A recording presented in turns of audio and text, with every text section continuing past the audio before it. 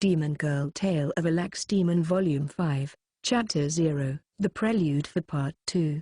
As space-time violently rippled, the shattered human soul was sent through the torrent of the dimensions. It was a storm of emptiness raging in a void that had nothing. I dreamt in that violent whirlpool. Beautiful, gentle parents, living as a noble, smiling towards servants, golden hair, black hair, little friends, a big castle, a splendid king. A little boy with a defiant face. A boy with earnest eyes that held a sword. And the sweet smell of overflowing blood. A dark sky. A dark world. Thousands of grotesque monsters, all kneeling before me. 4 boys and a girl. An enormous cat. Dark like ink, reflected in its eyes. A golden cat. I quietly dreamed it all. A wall that was made to stop me, that had enormous power. And a great force called out for me. Someone was calling. An unknown voice. No, I know this voice. A boy? A girl? I faintly heard the quiet whine of a beast. Were you calling out to me? Ah, you're awake. When I opened my eyes, the white light shone against my eyes. I heard someone's voice in the background that was still blurry to me. A young woman, but for some reason it's a nostalgic feeling. My body wouldn't move. I felt like I was asleep. Hold on. Don't get up yet. I kept pushing against the lady that was holding my body down, but she pulled me into an embrace and touched her forehead to mine. It's a little cold and pleasant. The fever's gone down. You've had a terrible fever and been asleep since yesterday morning. The women were making a terrible commotion. Hey, aren't you hungry? No. A small voice came out, but it felt a little different. Was it because of fever? It seemed like it had been a long time since I'd gotten sick. Is that so? Then, shall I peel some fruit for you?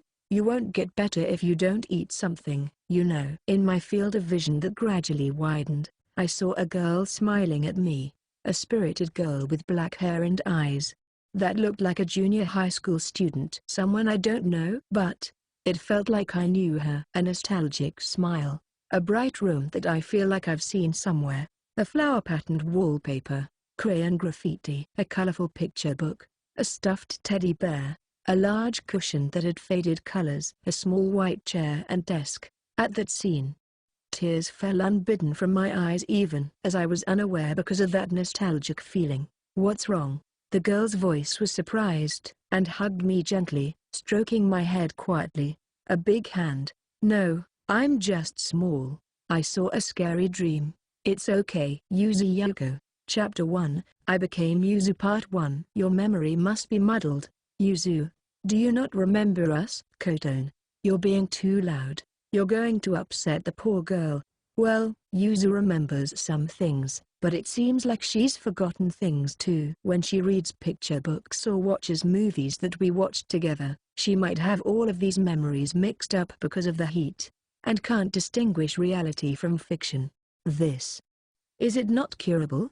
The doctor said that it should settle over time. Yuzu's body is rather delicate, so don't try to forcibly remind her. You might make her even more damaged and cause her to run a fever again. Understood? I understand, Father. I heard that conversation coming from the living room. Father, Mother, and my elder brother and sister were talking. If you don't want me to hear, you guys should really lower your voices. Phew. I was thinking of heading from the top of the stairs to the bottom, the living room, but when I heard my family's voices, I sighed and turned back towards my room where I had been sleeping up until a while ago.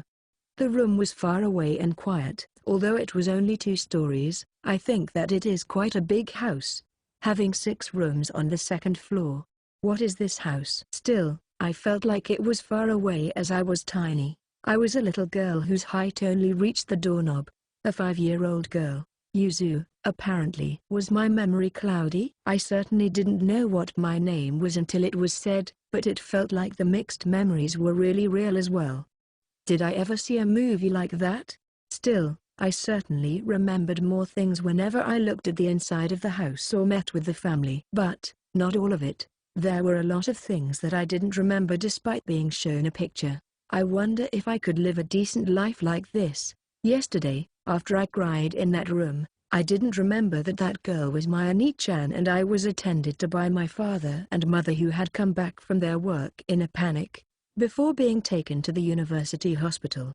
So when the doctor said that my memory was going to be this way, I was like MMHMMIC, but my parents were rather dismayed. Well, I'm still about 5 years old, so if I live normally in the future, all the memories that I've jumbled up will become filled with new memories.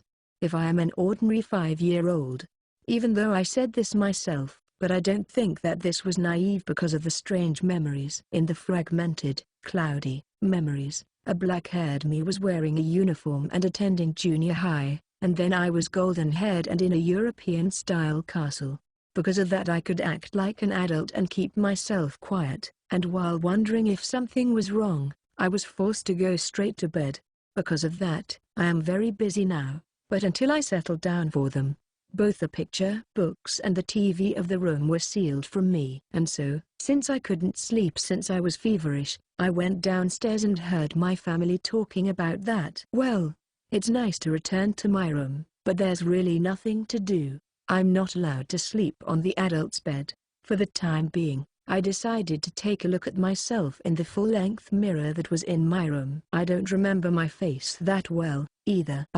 So that's my face. When I looked at myself in the mirror, there was a black-haired girl in a thin pink negligee. I don't remember, but I thought to myself that I looked pretty. If one looked at themselves in the mirror and felt uncomfortable, they'd only feel anxiety about life in the future. After all, I wasn't very worried, because my Ani-chan was cute too, but my face was actually quite good for a young child. It's just a bit unnatural. And there's the two. As a rich person, it seems that being a beautiful wife and mother and a groom have been arranged for, but my eyes are droopy. Ani-chan resembled mother and looked ordinary, but I looked like a dead grandma with slightly droopy eyes. When I looked at myself I looked sleepy. Indeed, if anyone saw me, they'd definitely say I should go to bed as soon as possible. Well, it's alright because my hair was shiny black and glossy. I looked like an adorable little lady. Yuzu, it's no good if you don't go to bed. While I was thinking about that, my Ani-chan came into my room, saw me in front of the mirror and called out loudly to me, "Koton." Ani-chan? As I spoke out her name with almost no confidence, Koton. Ani-chan looked lonely for a moment, but then immediately smiled and lifted me up. It was unexpectedly powerful. That's right. It's Koton Ani-chan. Let's go to bed, Yuzu. But I'm not sleepy. Oh well. But only one picture book, okay. Togaki Koton. My older sister, a third-year student attending junior high, 14 years old. She's got quite the age gap with me, as you can plainly tell. Ani-chan is very kind to me. It seems that it was caused by her lonely childhood, because both father and mother have been busy with their jobs and couldn't be home much. There were domestic helpers, but because they weren't live-in helpers they returned home in the evenings. Because she was often with her elder brother who was 2 years older than her alone in this large house, the two of them were very pleased that the number of family members had increased, and a sister with a great age gap, regardless of day or night. I was beloved. So it seemed. I'm sorry, but I don't know for sure because my memory is hazy. Still, it is pretty easy to imagine from the current state of affairs. Yuzu, I brought you pudding. When Koton Ani-chan put away the picture book, another person came into the room to pacify me with pudding. Togaki Oba. My Ani-chan, a second year in a private high school, 16 years old. Why didn't you knock? This is a girl's room, Ani-chan. A 5-year-old child really has no privacy. Ani-chan, I was going to bring that over later to Yuzu. Well, it's all right for anyone to do it. Didn't Koton buy it? So give me half, and give Yuzu half to eat. It was decided that I would eat it before I knew it. Pudding. I felt like it had been a long time. Of course, there is no child that hates pudding, so I was very pleased to get it. Now that I mention it, when I got up, I was given an untasty sports drink and tasteless rice gruel, but my hunger hasn't abated at all. I didn't notice it, but am I really ill? Here, Yuzu, say R-A-R-N. I was a little embarrassed. It's because I don't have the mental age of a 5-year-old or as a younger sister, so even if it's Ani-chan, it's embarrassing to have a boy that age take care of me. But I'll take it. Is it delicious? Why yes. Oh no.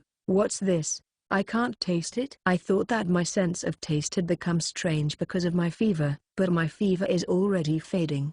And I can taste the eggs, milk, and sugar properly. I wonder what I should say.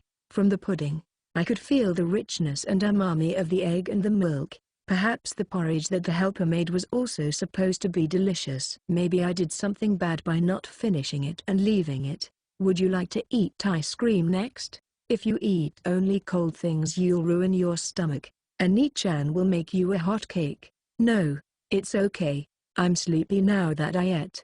I shook my head at Ani-chan's cheerful proposal. I'm sorry, but any more of this ascetic behavior is impossible for me. Maybe ice cream would be a soft sugared ice, but hot cake sounds like it'll be nothing but the taste of burnt flour. It seems I am strange. I know things and understand things that I shouldn't. I don't get hungry. I can't taste food.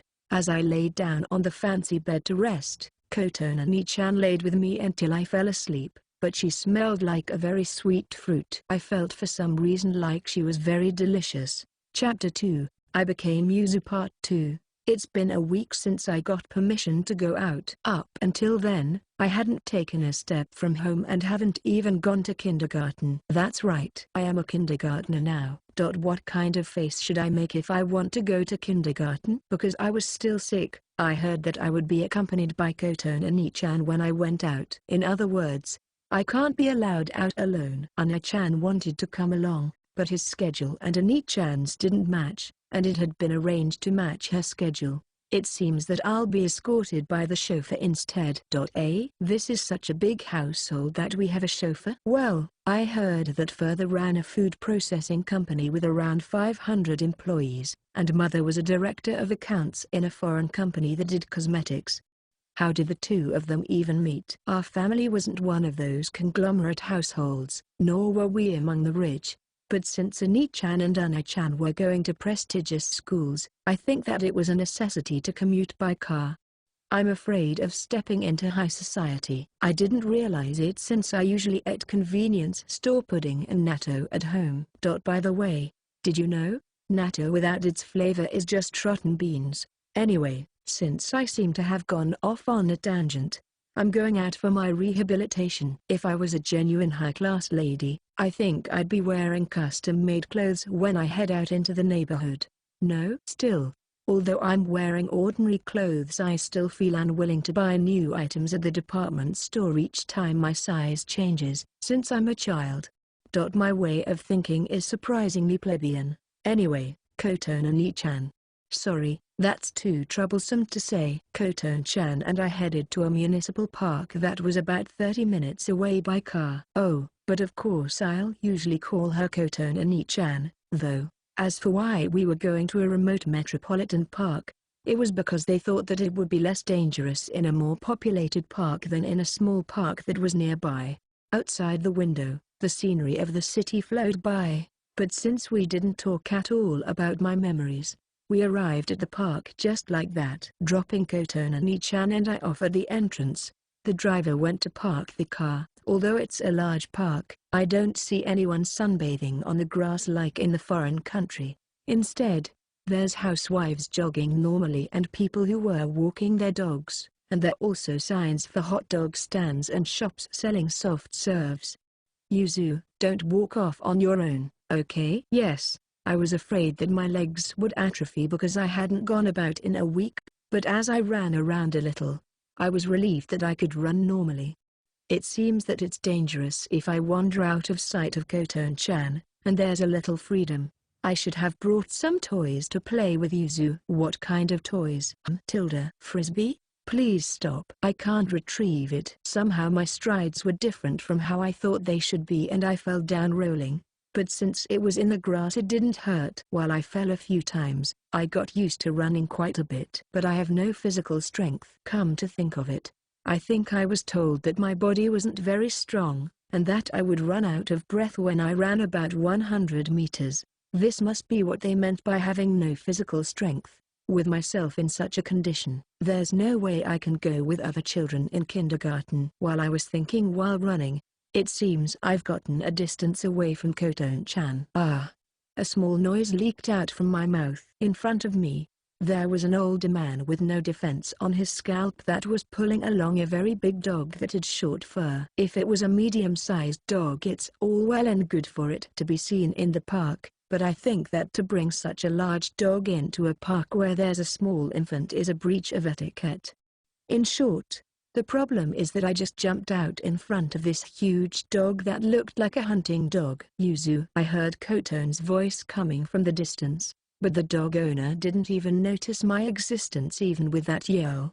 Although this is just my perspective, I had the impression that people that were larger in height and width were oblivious to their surroundings so that they didn't have to look around too much.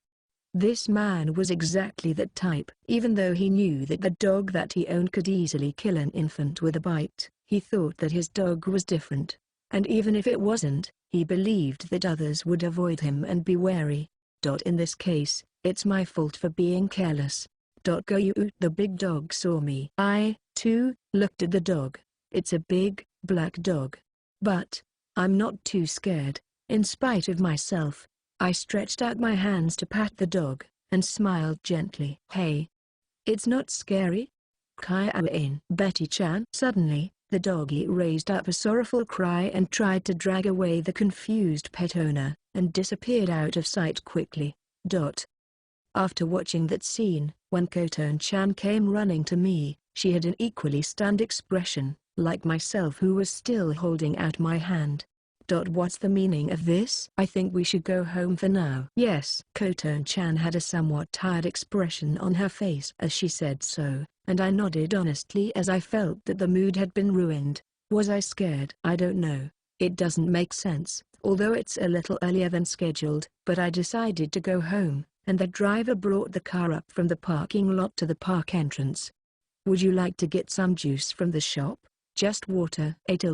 My throat got thirsty in the car, so let's go get some. Apparently, Koton-chan wants to get a drink. I'll pass, sorry. Juice that isn't tasty is harder to drink than plain sugar water. Oh?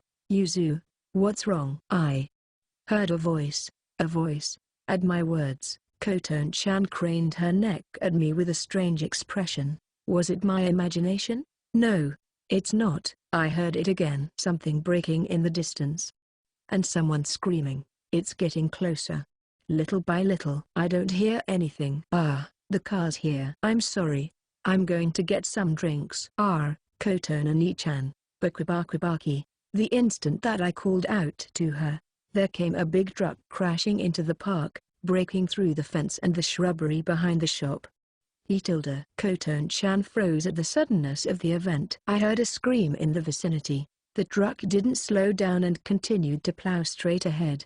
Ani-chan, Yuzu, come here now. I was running to Koton-chan's side. I saw it. The world around me swam slowly, and the truck driver's eyes met mine. He was smiling while blowing bubbles from his mouth, eyes that were erratic and bloodshot. He had obviously gone insane. And clearly, he was looking at me, and aiming for me. Koton-chan clung onto me as I stopped my feet. Feeling myself trembling, as if bubbling up from the bottom of my heart, some kind of emotion filled me. What are you doing with Ani-chan? Looking over the shoulder of Koton-chan who was hugging me, the face of the driver who ought to have gone insane cramped in fear.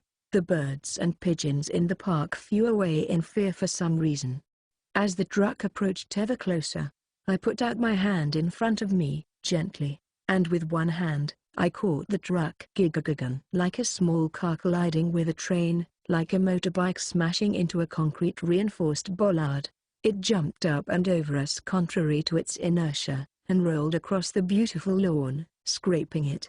Screams and shouts of anger came from around us. In the midst of the confusion, I pulled Koton-chan, who was still in a blank daze up, and quickly left the park before we got caught. What am I? Chapter 3, I became a kindergartner Part 1. Because of the strange incident that had happened at the park where I was, my prohibition on going out was extended another 2 weeks. Incidentally, there haven't been rumors about me either. Even if there were witnesses, nobody would believe such a thing had happened. It seems that the apparent reason why the prohibition got extended was because I had gotten a shock from the scene of the accident. Well, to be honest, I've been crestfallen for a while. After all, how was I able to do such a thing? I don't understand myself. For I that, until now, couldn't even bend a spoon.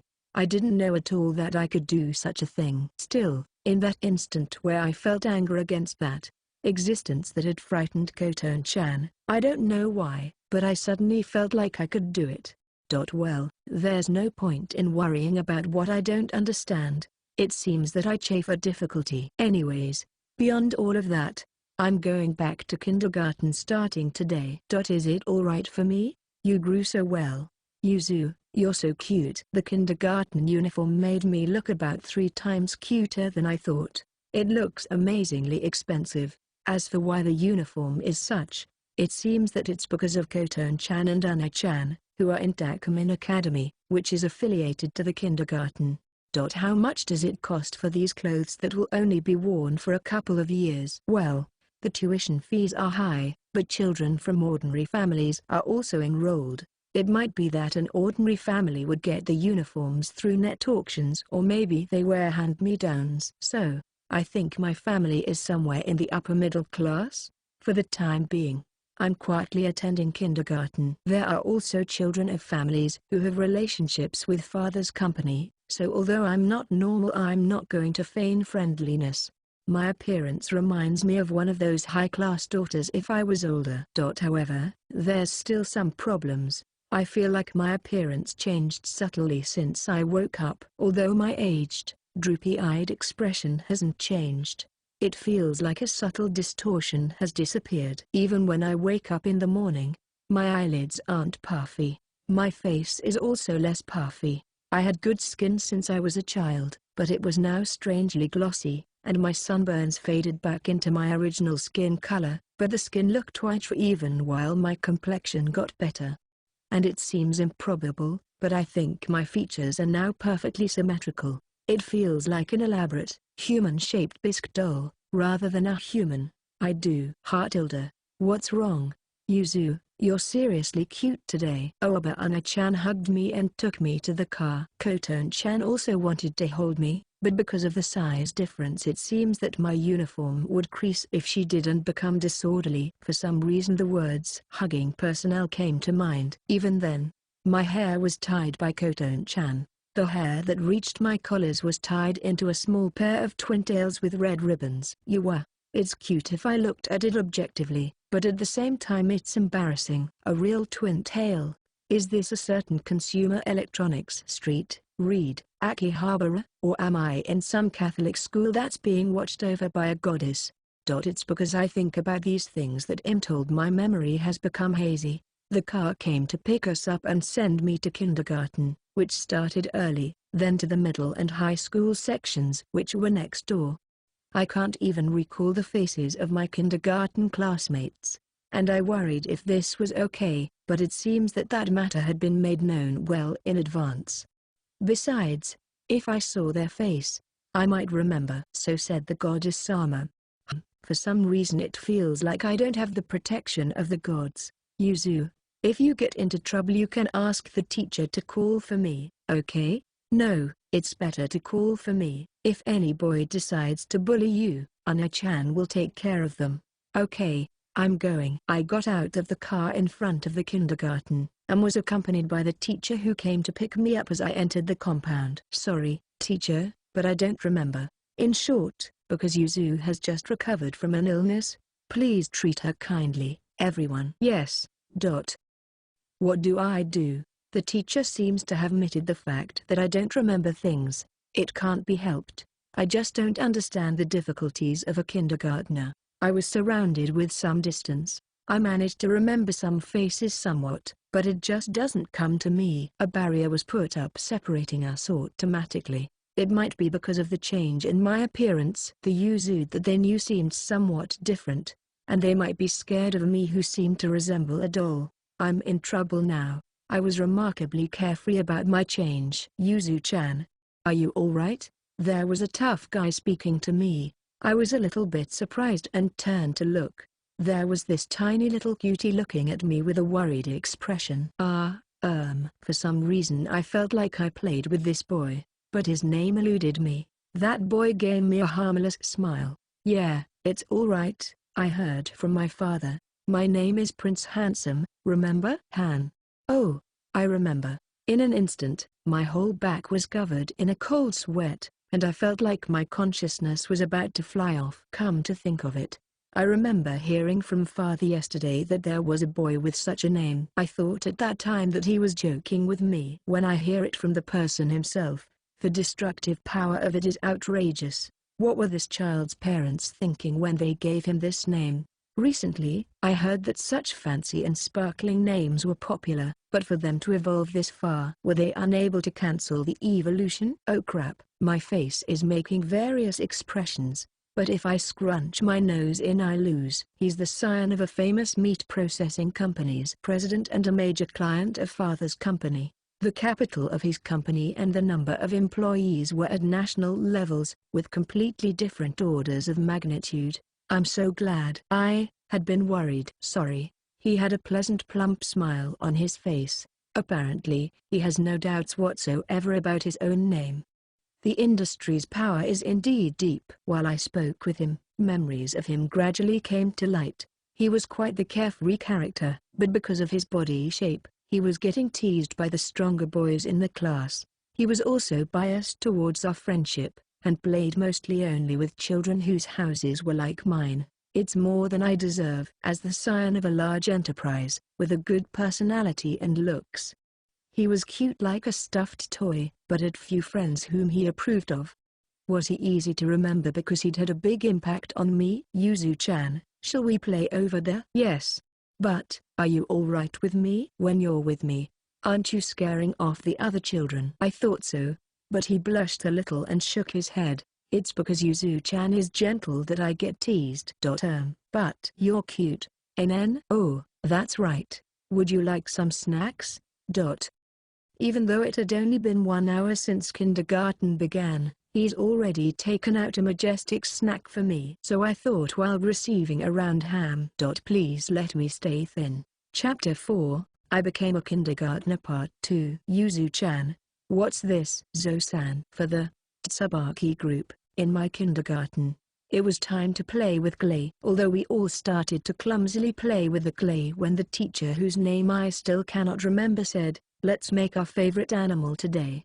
I was thinking of a strange-looking thing which felt a little off, and, as a result, I ended up trying really hard.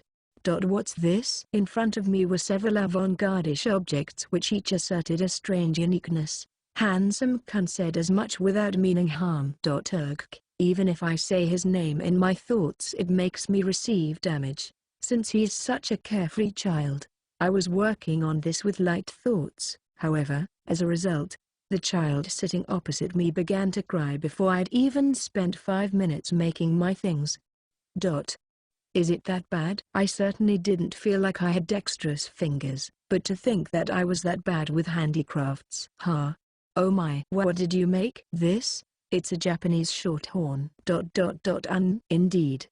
It's the cow that produces my favorite meat. As expected of the scion of a famous meat processing company. The darkness of the food industry runs deep. It's recess. Now all boys ran into the garden. Half the girls also went outside, while the other half went to the corner to play where the building blocks and picture books were. As Handsome-kun took out a frankfurter from his cooler box, I grasped his hands to stop him. Yuzu-chan.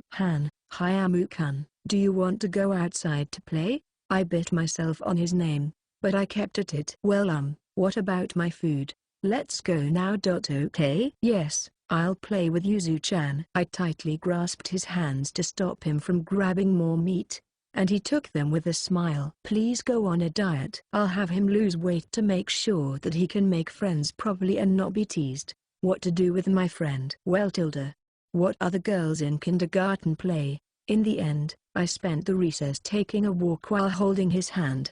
Handsome-kun didn't have much physical strength, but I don't have any strength either now. Why were the teachers looking at us strangely with such warm eyes? The next period is English and Garishu. As expected of the kindergarten affiliated to Dakumin School, a gifted education even from early childhood. However, it's still the English education of kindergarten. After all, Anyway, were they going to line up the blocks on which ABC is written? Or so I thought. An English picture book was placed in front of me. Can you all read this? I looked around, and understood two things. An ordinary child from a normal family was playing with the child next to him without opening the book at all. Even if the teachers saw it, they didn't scold them. They're being completely ignored. I understand now. We're being sorted. If we were left as we were now, then our education will likely change as we get separated into classes when we advance to elementary school.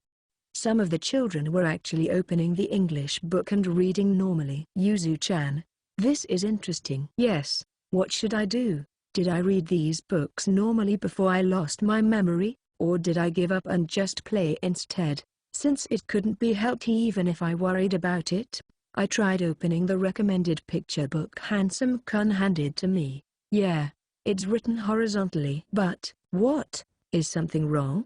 No, I can read it. I don't know how, but I can read it. I understand English if it was individual words, but I don't know them when they're strung into sentences. However, when I stared at them, I could see the meanings of the words and the flow of the sentence that would be expressed in a form that I understood. To put that into words, English came easily from my mouth. You're good at English, huh? It wasn't Handsome-kun who was saying that. Turning to look at the voice that came from behind me, there was a pretty boy with hair the color of tea there smiling with his blue-black eyes. Oh, it's Kuki-kun. Yeah, handsome. Twitch. My cheeks were tightening at hearing someone else call Handsome by his name so casually. It's pretty hard to get used to. Maybe my soul rejecting it. Anyway, he's another friend of Handsome-kun and he's quite the good-looking boy. Several girls that were holding picture books came along behind Kuki-kun. You're being shadowed. Hey, he's not very manly, but it seems like he's a Prince Sama-like existence. You must be Togaki-san's daughter. Are you not? Yes, it seems that he knew things about me too. It seems like they aren't exactly friends, but maybe they knew each other through their father's work. Fuyu. Kuki-kun looked at my face with a strange expression. He moved closer and closer. Hey, pretty boy. The girls behind you are getting noisy. Your impression has changed quite a bit. I remember being ahead in English in the past. Kuki-kun came over while looking at the children playing in English. It seems that I was previously part of that group. I assume that it's a good thing that he said that. My impression has changed. Is it about my appearance? I was aware that it wasn't normal, but it's not like some strange power, is it? I smiled unintentionally at them. Is this a 5-year-old? Amazing.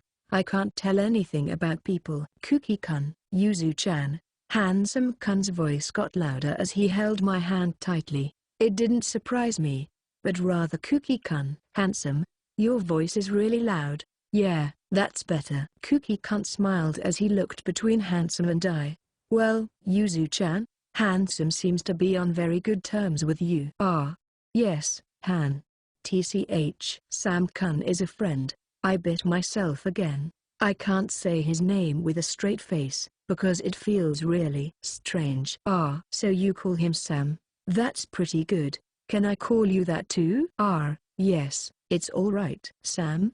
What an American nickname. I don't know whether it's because Handsome isn't particularly attached to his name or that we gave up, but he is purely Japanese. So calling him Sam is pretty tough. No, that isn't it. Due to my unintentional interruption, the two of them who were smiling at each other turned to look at me strangely. I stopped in spite of myself, but what should I do now? Is Sam preferable to Handsome? No. Well, think me. I find Uji easier to call you by. I think on the spur of the moment, that nickname leaked out of my mouth. It'd be painful if he didn't have a prince-like face, but fortunately for him he had a very cute one. My mental endurance. Is that so? I thought it was easier to call him Sam. Kuki-kun made a disappointed face. I guess for Kuki-kun, who's half foreign and would associate plenty with foreigners, it's alright, but for a purely Japanese person it's hard. I don't mind either way. But it's better if Yuzu-chan decides. In the end, The person himself decided it with a single line.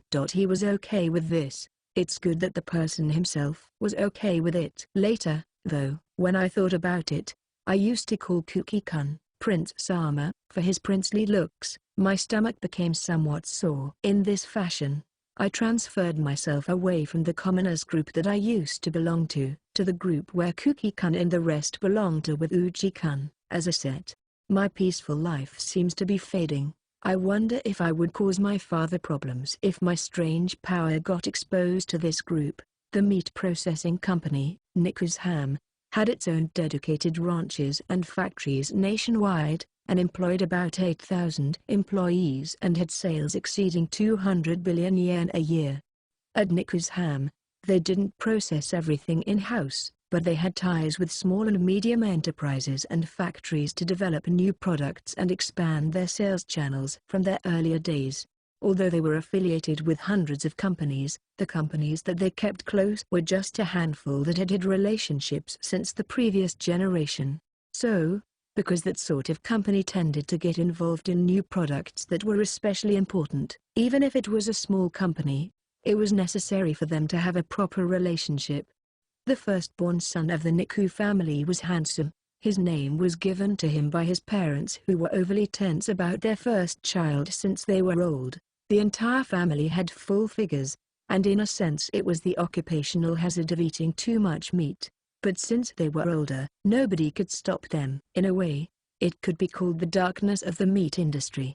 However, the person himself didn't mind the name at all due to his own personality. My mother's friend had a child called Excalibur-kun, so perhaps maybe he was biased. By the way, his sister was originally called Venus, but when she was being delivered and they told the government office staff, they had to be persuaded that they were still sane. In the end, she was delivered as Minako, and like that, further problems were averted. Handsome got his gentle and docile character from his equally gentle and docile surroundings. Because of his physique, he was made fun of by children of the same age, and although they thought that he was gentle due to his size, the root cause was his stress.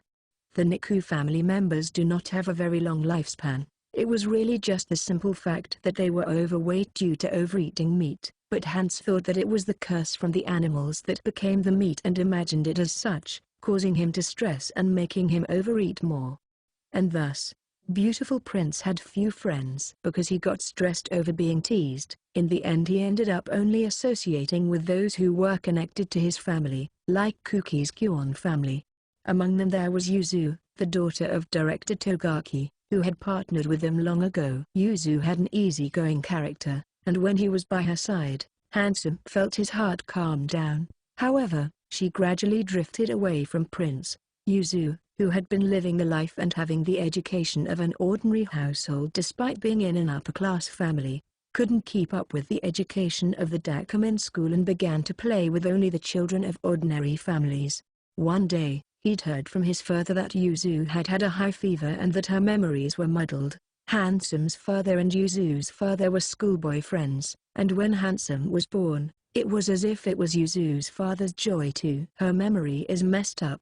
He didn't know how bad it was, or if she would keep a greater distance from him.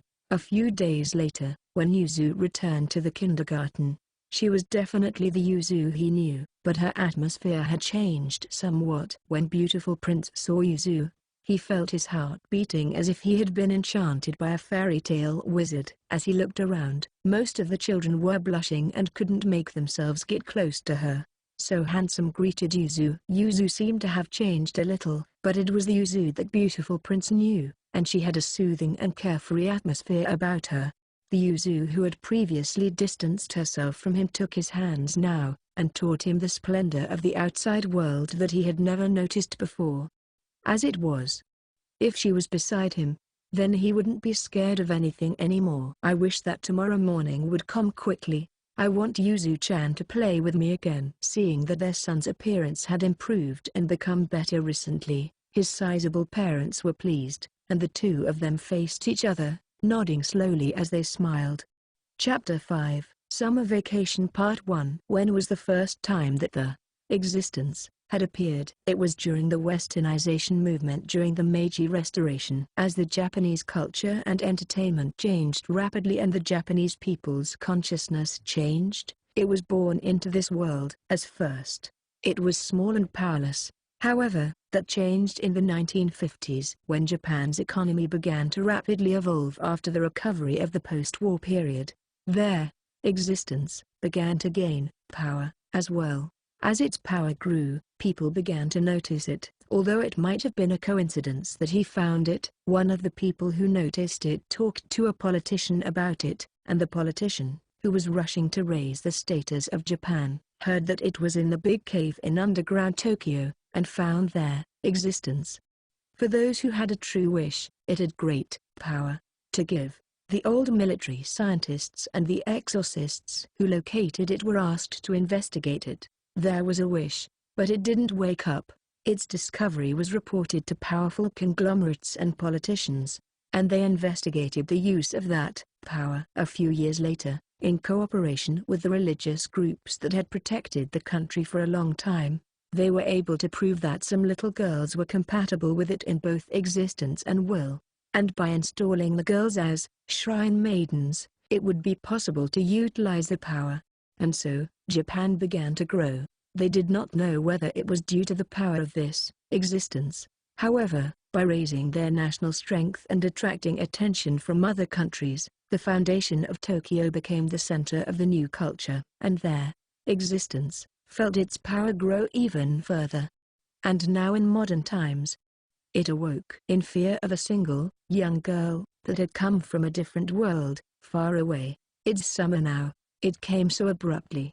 It was around spring that I became me now, so in the autumn I'll be 6 years old. I received an invitation to go to their Switzerland ranch from Uji-kun, but I'm had to decline. Our household is not the type to go to Switzerland during the summer break. Still, it's really a good thing that he ended up not being Samha. If it's Uji-kun, it doesn't shave my mental endurance as much. The full name makes my soul hurt, while just Sam makes my heart cold. It's not a pun. TL note, cold is red Samu, while Sam is red Samu, hence the pun. I kept pulling Uji-kun around by the hand, so he got a little skinnier. It's also in big part because he's been refraining from those amazing snacks. If I hadn't stopped him from taking them every time, he would have been taking in well over 2,000 calories every single day just being in kindergarten. It was unexpectedly easy to stop him. When I felt uncomfortable with it, I would take his hand, and then he would conveniently forget to eat it with a smile. I wonder if he thought of me as a friend. The goal for the future is to make him thin enough so that it wouldn't be awkward to call him Uchi-kun. TL reminder, Prince. As expected, after 3 months my muddled memory has settled down a lot. There were a lot of memories that I still couldn't remember, but I think that that's because the memories of these 3 months have overwritten it. Well, nevertheless, I'm still not very childlike. Come to mention it, my ban on going outside got extended further. No, of course it's okay for me to go to kindergarten, but it wasn't okay for me to take up piano lessons. It surprised me to discover that I could actually play the piano. It was as if I had been doing it for years. Or should I say that I had a fragmented memory within me that remembered myself playing it normally in a castle. However, the position of the keys and such were slightly different. Why was that? So, the reason why I've been prohibited from going out again is because I've had 2 traffic accidents in 3 months, and encountered a street slasher once. What are the odds of that? Since we were able to avoid most of it in advance, it's great. But all of them involved someone who had lost their sanity. Just like that truck driver. I think I'm being targeted by someone, somewhere. For that reason, even I judged that it was better for me not to go out to places where there were a lot of people. In the end it's just being careful, but it's quite fine. Due to that, I have no free time at all. Since I only played with either Kuki-kun or Niku-kun, and both of them had lessons on their own, I couldn't play with them every day. I have no girlfriends whatsoever. The girls in that group refuse to talk to me, the only one who can speak normally to Kuki-kun. Even as kids, women are scary. Mentally, It's easier to play with people around Koton-chan's age, and mentally I'm comfortable with that age. But I feel like a cat toddler. While putting away the picture book in my room and looking out the window idly by chance, I saw something red on the hill behind the house. I wonder what that is. Or should I say, what is that? I feel like I have some idea. A memory of mine came forth, that wasn't the memory of my 5-year-old self, but rather from that fragmented jumble. It might be the Torii gates of a shrine. I certainly remember worshipping at it. I think it was something like a kitsune-sama or an earth spirit. I didn't think about it at all, even for a moment. I want to go there and play. Isn't a place like a quiet shrine where the light of sunbeams leaks through the leaves just attractive? And for that reason, OBLIVION, can we go to the shrine behind our house? Ooh, let's go. There are cicadas. Your Ana-chan is really good at catching them.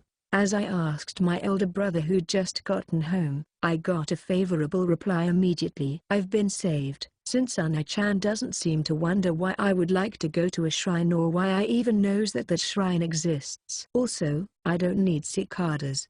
I got permission to go to the shrine with Ana-chan. Yahoo tilde. Incidentally, Ana-chan is wearing a straw hat and a towel around his neck. Why are you so serious about catching the cicadas? I was also wearing a white wide-brimmed hat and hid an insect net. But I don't want to catch cicadas.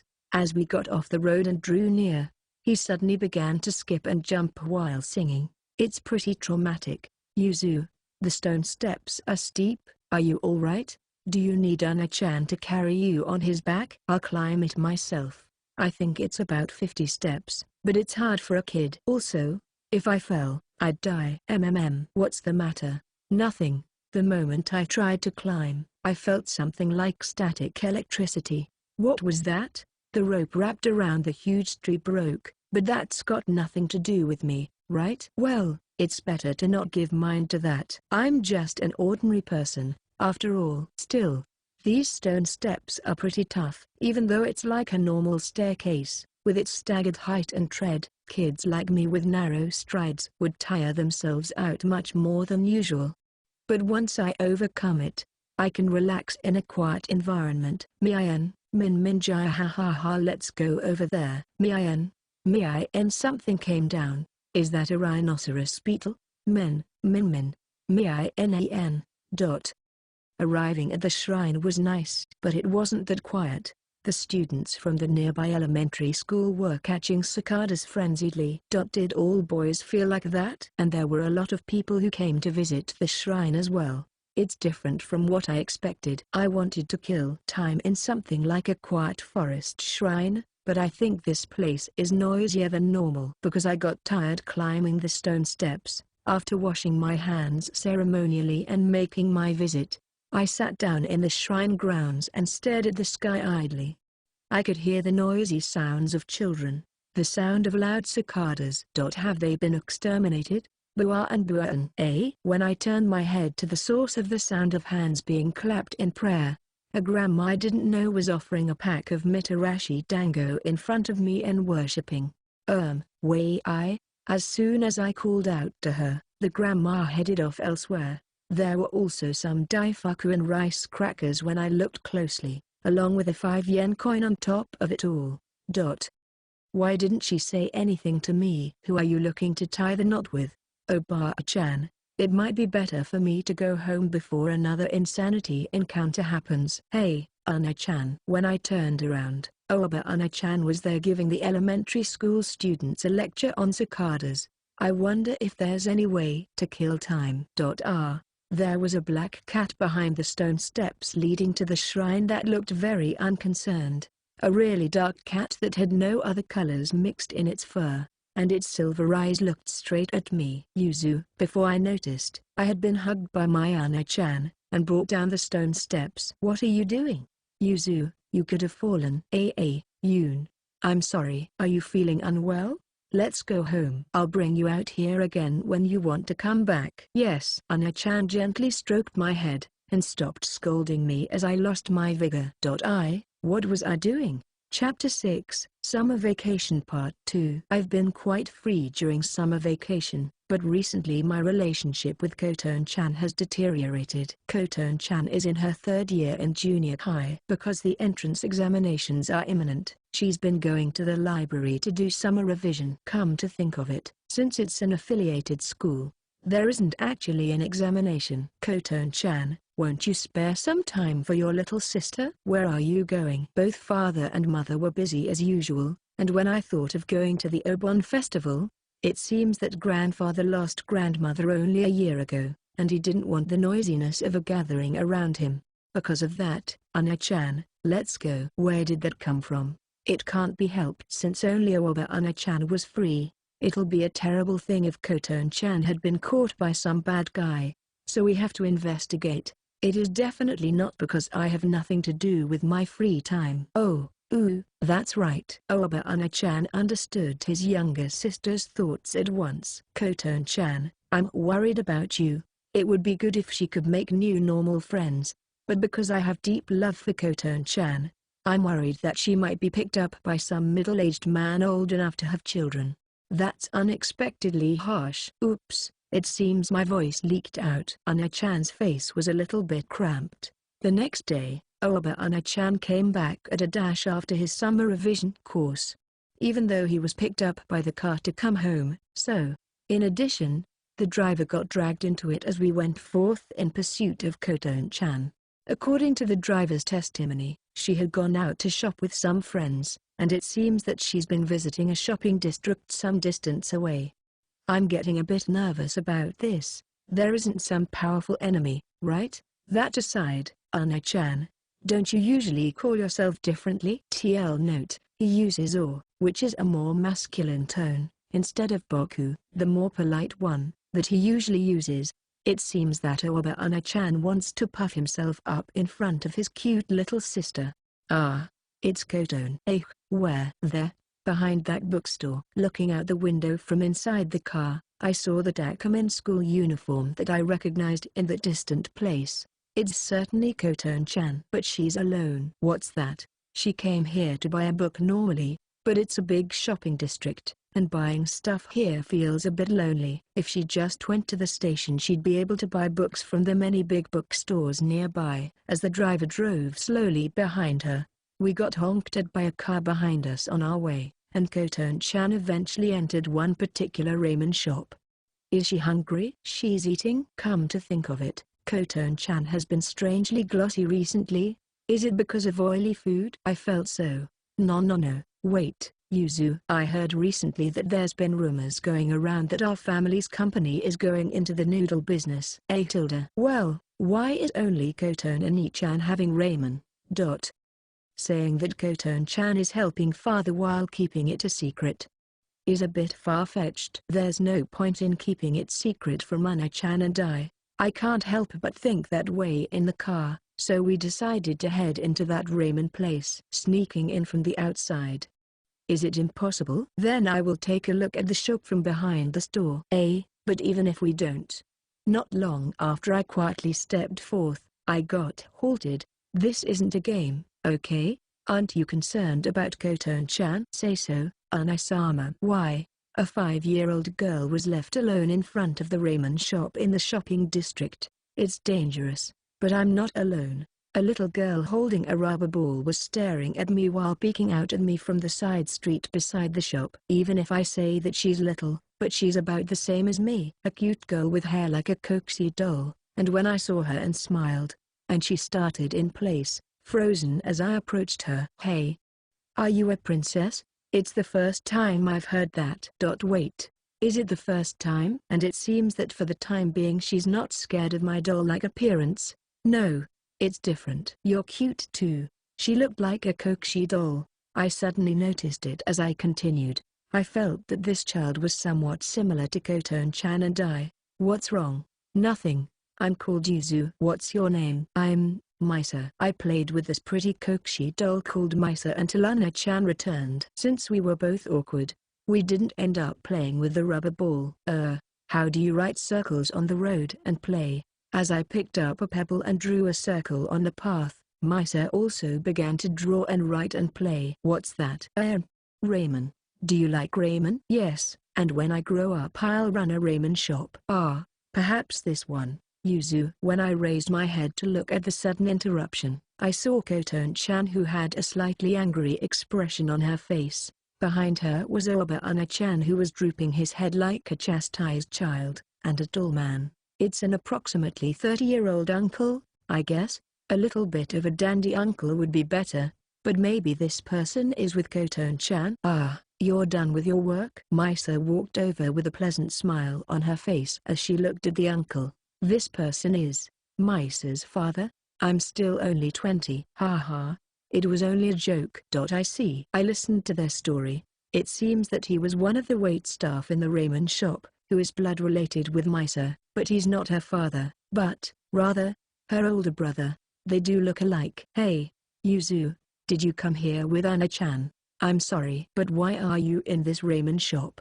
Since we were standing outside, we moved into the store to continue speaking, since the store was pretty vacant past lunchtime. By the way, OBLIVION was seated on the floor because he'd bothered the store by going round the back. Yeah. You know, Yuzu, Misa-chan and he are cousins. That's why I came to see how they were doing. Okay? Koton-chan's cheeks were a little flushed while she glanced at him. Fuhen? I was still a toddler, so my words were still lispy. But putting it all together, it seems that their parents passed away early. Since their parents used to work with my father, they couldn't rely on their relatives. When their parents got into trouble, he distanced themselves from them. He seems to be living with young Misa alone while working at this ramen shop. Praise me for deciphering it this far. It's fine. I love ramen. That's right. Anna-chan's ramen is delicious. It's very thick, and everyone is eating my ramen. But, I don't ask children to pay. A true Tokyoite. Why is Koton-chan looking at him with enraptured eyes? I am still a child, so I can't understand. Besides, isn't it good just to eat it at your own convenience? Looking at the person who seems to be the shop owner, the tottering grandpa nodded with a gentle smile. I haven't had a meal.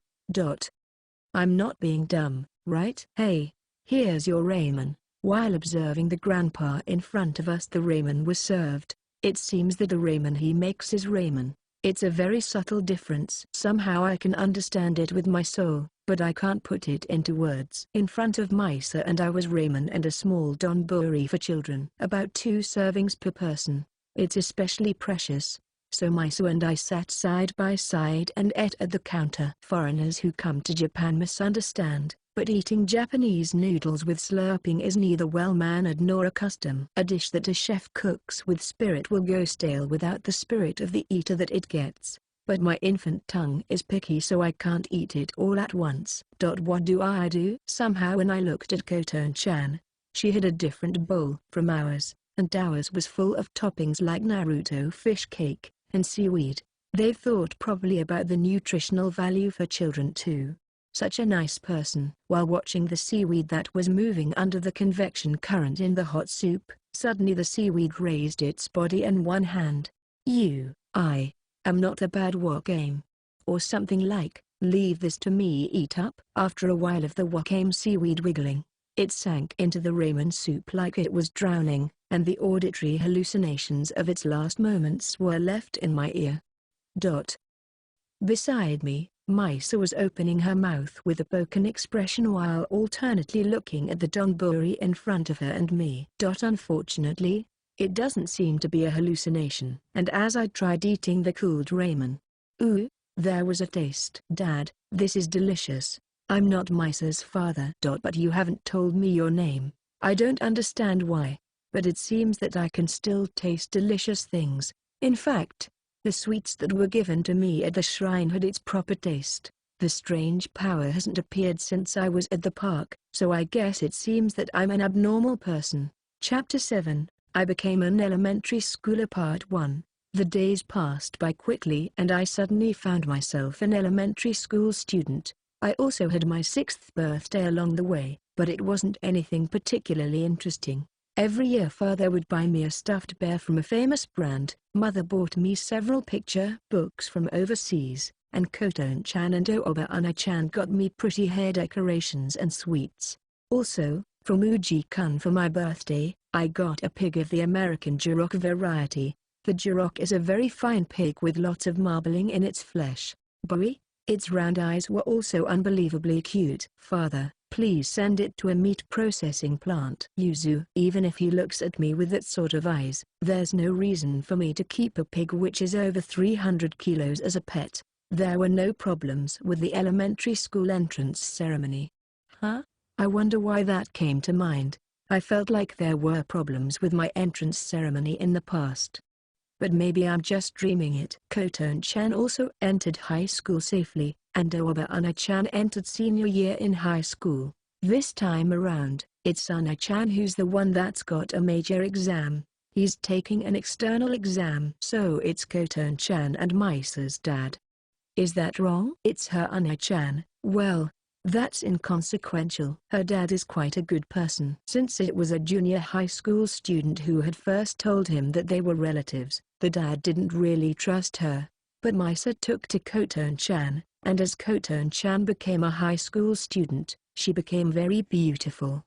Is she into good-for-nothing men? They divided us into classes in elementary school, but I was placed in the same class as Uji-kun and Kuki-kun. Was this really a division of classes? Still, thinking about it properly, this classification was pretty natural, because Takumin School has a middle school and high school section.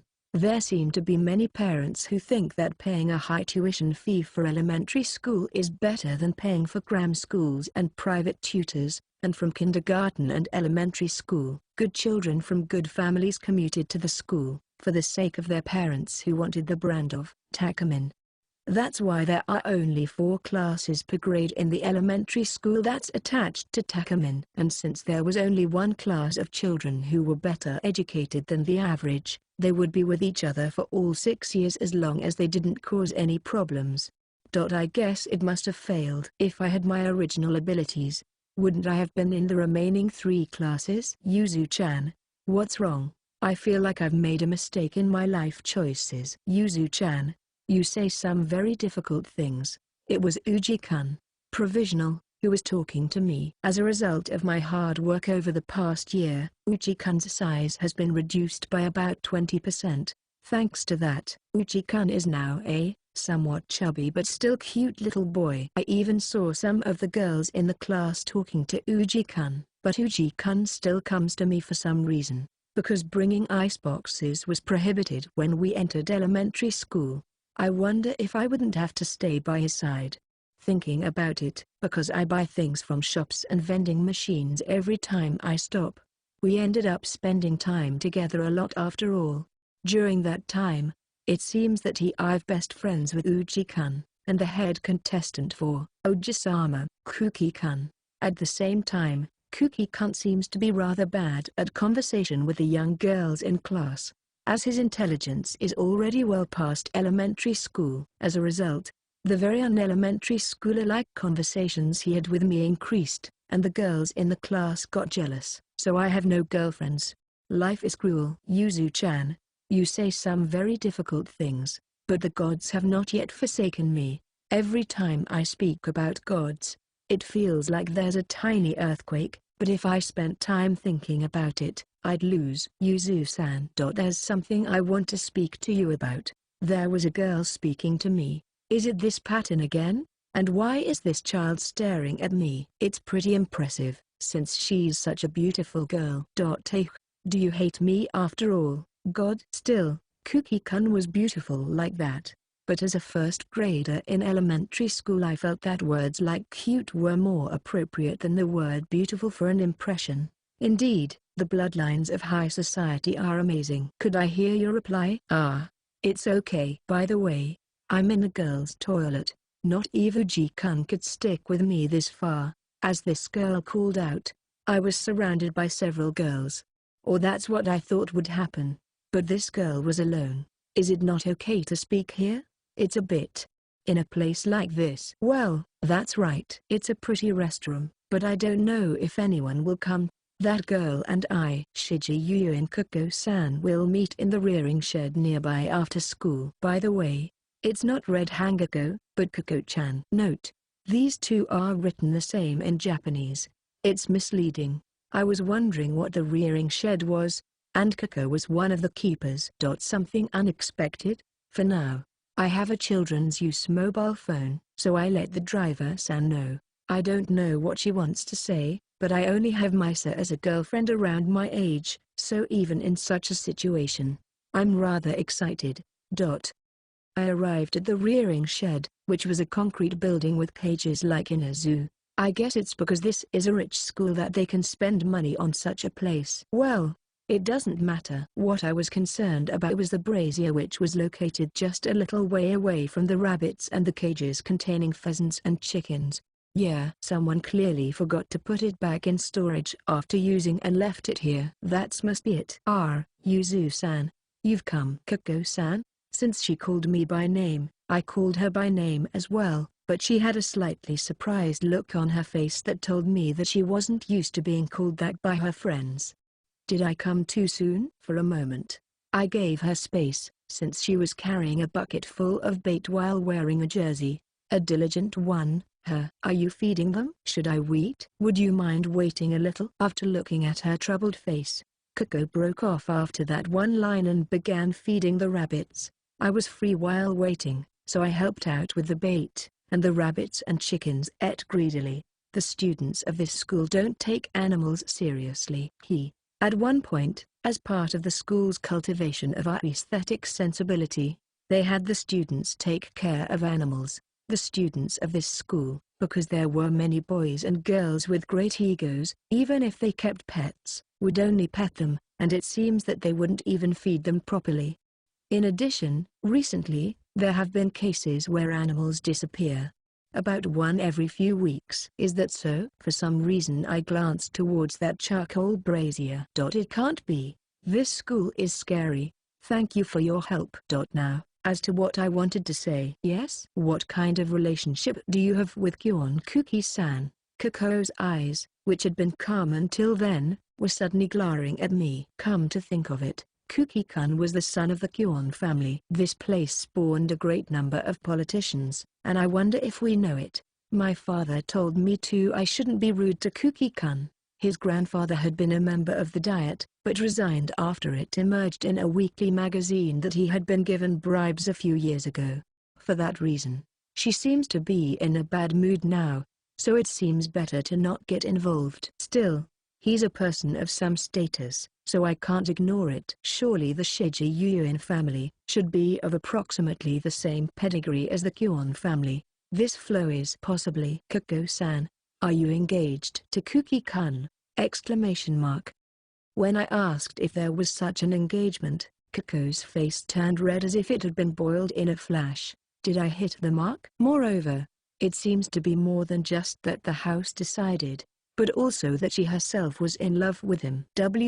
What do you mean? I don't look at him that way. Looking at her with warm eyes, Coco's face became redder and she hid her face with her hands. Whoops, I accidentally let my expression out. I'm quite the middle-aged man, if I do say so myself. I only know Kuki-kun from kindergarten. Because he's handsome-kun's friend and so am I.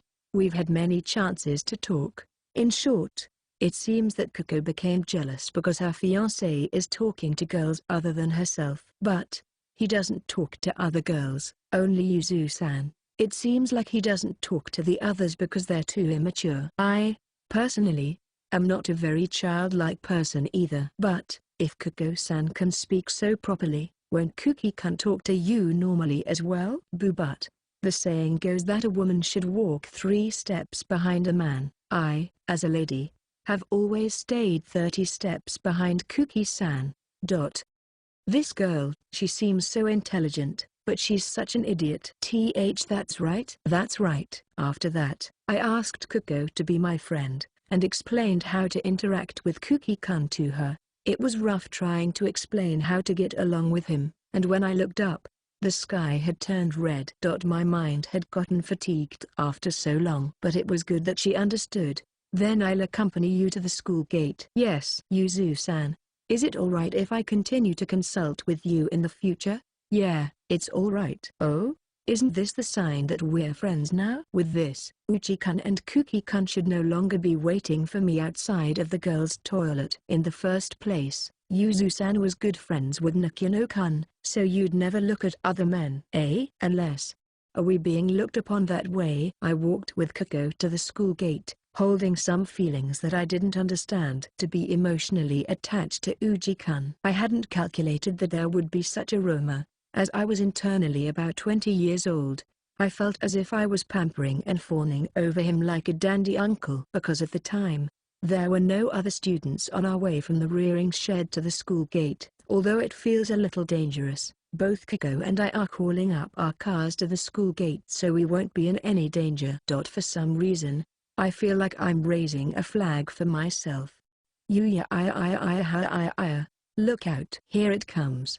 A rapid reaction. Kami-sama. That strange sound that came from a little distance away from us was a young man that was wearing the pants of what looked like what high schoolers wore nowadays. Oh, my eyes got drawn to it. What is it? It was the first time Kuko had seen such a person, and she was scared stiff. While whirling about an iron pipe, he was saying various things like, "This school," or, "This me," etc. "It's a common dropout, isn't it?" Tremble. He turned his bloodshot eyes towards me as I casually leaked out those words. "I'm new." What a bother. If you came here for such a reason, please go to the high school division, and not the elementary school one. But that's no good. Koton-chan and Oba-ana-chan are there. The high school student approached us while brandishing the iron pipe. He's faster than I thought. As his muscles screamed, the blood vessels on his face popped out. Nevertheless, I wasn't afraid. Their power, that I hadn't felt since the park a year ago, came from my deep, dark part. Protecting the terrified Kuko behind me, I gazed into his eyes. The movement of the high school student stopped for a moment. In that time, area. Someone called out at the same time and struck the back of the high school student. When I looked in the direction of the striker, there was a male senior who had thrown it, a used brazier which I remembered. When the high school student collapsed, the teachers and security who finally noticed the noise rushed in and detained the high schooler. I didn't get my turn. Protected by the teacher, we waited on the sofa in the school infirmary until our drivers came to pick us up. Kuko, who was still in shock and fright, held my hands tightly. "Thank you for protecting me, May I call you Yuzu-sama?" With her flushed cheeks and wet eyes, Kuko thanked me as she looked directly at me. Did I accidentally raise a strange flag? Chapter 8, I Became an Elementary Schooler Part 1. There was a bit of a commotion after I entered elementary school, but now that the seasons have changed and we're wearing different uniforms, I often play outside with Misa, who goes to a public elementary school, but at school I stay more with Kuko, and a Kuko who got more opportunities to speak with Kuki-kun was a happy Kuko.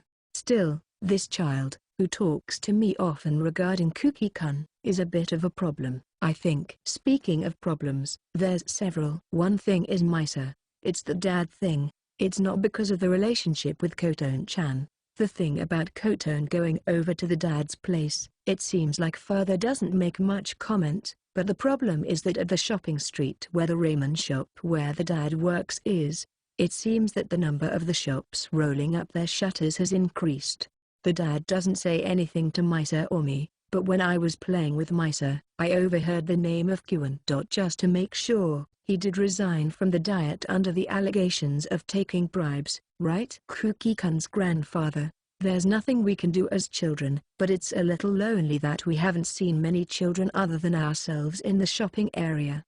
The other problem isn't really a problem, but the atmosphere of the class has changed quite a bit. As a result of that ruffian entering the school, the deficiencies in the school's security were exposed and the gate was permanently closed, and the security guards patrolled about outside the fence.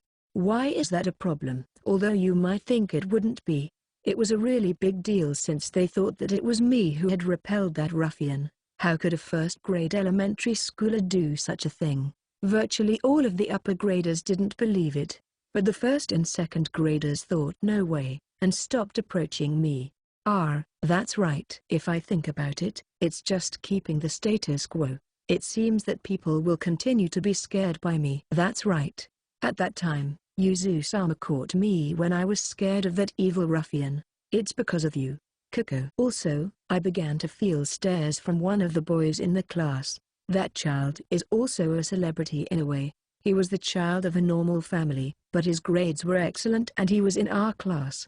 Not to underestimate an elementary schooler's grades, but he'd mastered English, German, and Chinese, and even in 6th graders' tests, he scored nearly full marks. As a consequence, he's been cut off from the rest of the class, but he doesn't seem to mind. How adult-like. His name was Shijima Yuki-kun. He first looked at me after I got a lot of attention thanks to that incident, but when I first felt his gaze, I was really surprised. It's the dawn of my popular life. Totally not. That look wasn't that of a boy looking at a girl. He was looking at me with a certain amount of vigilance. It's become rather troublesome around here. Today, I headed towards the animal house as usual. It's not that I'm one of the keepers, but from all the times I went to the animal house because I was accompanying Kiko, I got attached to the animals. And while Kiko was busy with her training, I would feed them. Since then, there haven't been any more of those mysterious disappearances of the animals. It can't be because of that brazier being broken from that time? It's scary when I think about it.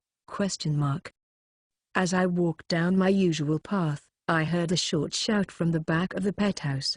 The students who were assigned to raise things in this school were still as unserious as ever, and were hardly ever seen. So who would be there? When I peeked behind the shed, there was a boy who was taking a stance like in Kenpo. Who's that? He slowly released his stance and thrust his hand forward. Ha! He raised his voice spiritedly, and the empty can about a meter in front of him rattled. Whoa! Who's there? The boy spun around and took a pose as I unexpectedly spoke out. Who is it? Well, because it's a school, anyone involved would be from the school. Hello. You. Seeing me walking out unconcernedly and very normally, his eyes widened a little. It was an upperclassman boy who had a somewhat wild feeling about him. The good uniforms that were painstakingly tailored had been lightly crumpled and wrinkled by him. It feels like I've seen him somewhere. Oh yeah, you're from that time when you beat up that strange high school student. Finally, I remembered. At that time, he was the boy who threw the brazier. Because I wanted to thank him at least once, I searched for him with both Kiko and my parents, but as soon as he left, I couldn't recognize him. Yo, did you get hurt at that time? No, thank you for that. He's unexpectedly candid.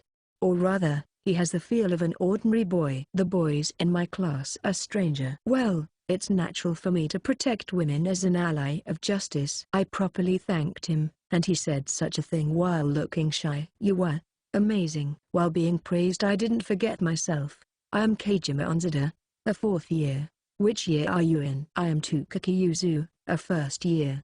For now, a self-introduction is important. So what was the ally of justice Onzada-san doing? I feel like something's being implied by your words. Also, since I am 3 years your senior, you should call me Onzada-senpai. It's not you, it's Yuzu. Yuzu, is that alright? So Onzada-kun, what was that you threw out? Did you see it? I didn't notice that. I changed the subject, but Onzada-kun raised a pitiful voice. Something had flown out of his hand. It was a disease that troubled 14-year-olds, and he was throwing pebbles and nails.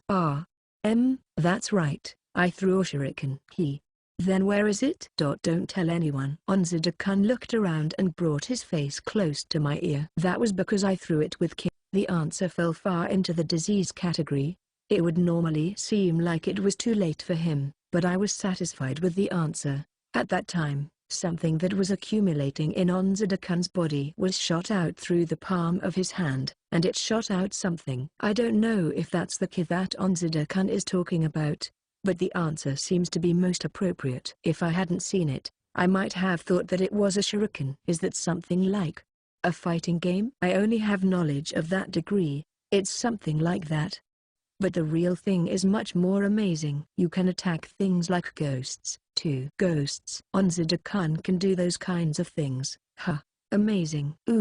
It's because I was born in a temple. Onzada-kun was a temple child. Indeed, I thought that his name was strange to enter Dakumin school.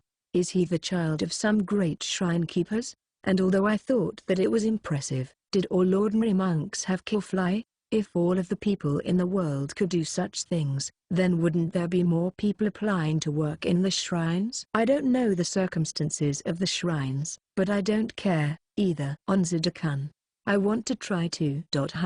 At my sudden words, Onzida-kun had a half-astonished half-uncertain expression on his face. I'm not sure that the little child like Yuzu can do it. It took a while before I could even rattle the can. It's not child's play, you know. Since when were you an adult, Onzida-kun? Give me a chance. Teach me, Onzida-kun. I'll do it seriously. Well, Onzida-kun began to have doubts for a moment. I was being serious. I wished that I could control my weird power.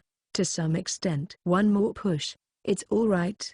I can keep it a secret from everyone. Well, you'll be struck by your parents if you leak it out, so don't say it. It's said at the temple that if you practice too early, you'll be unable to do it. I see. Onzida-kun seems to have chattered out his weakness to me. It's a spontaneous kind of digging one's own grave. What is it again?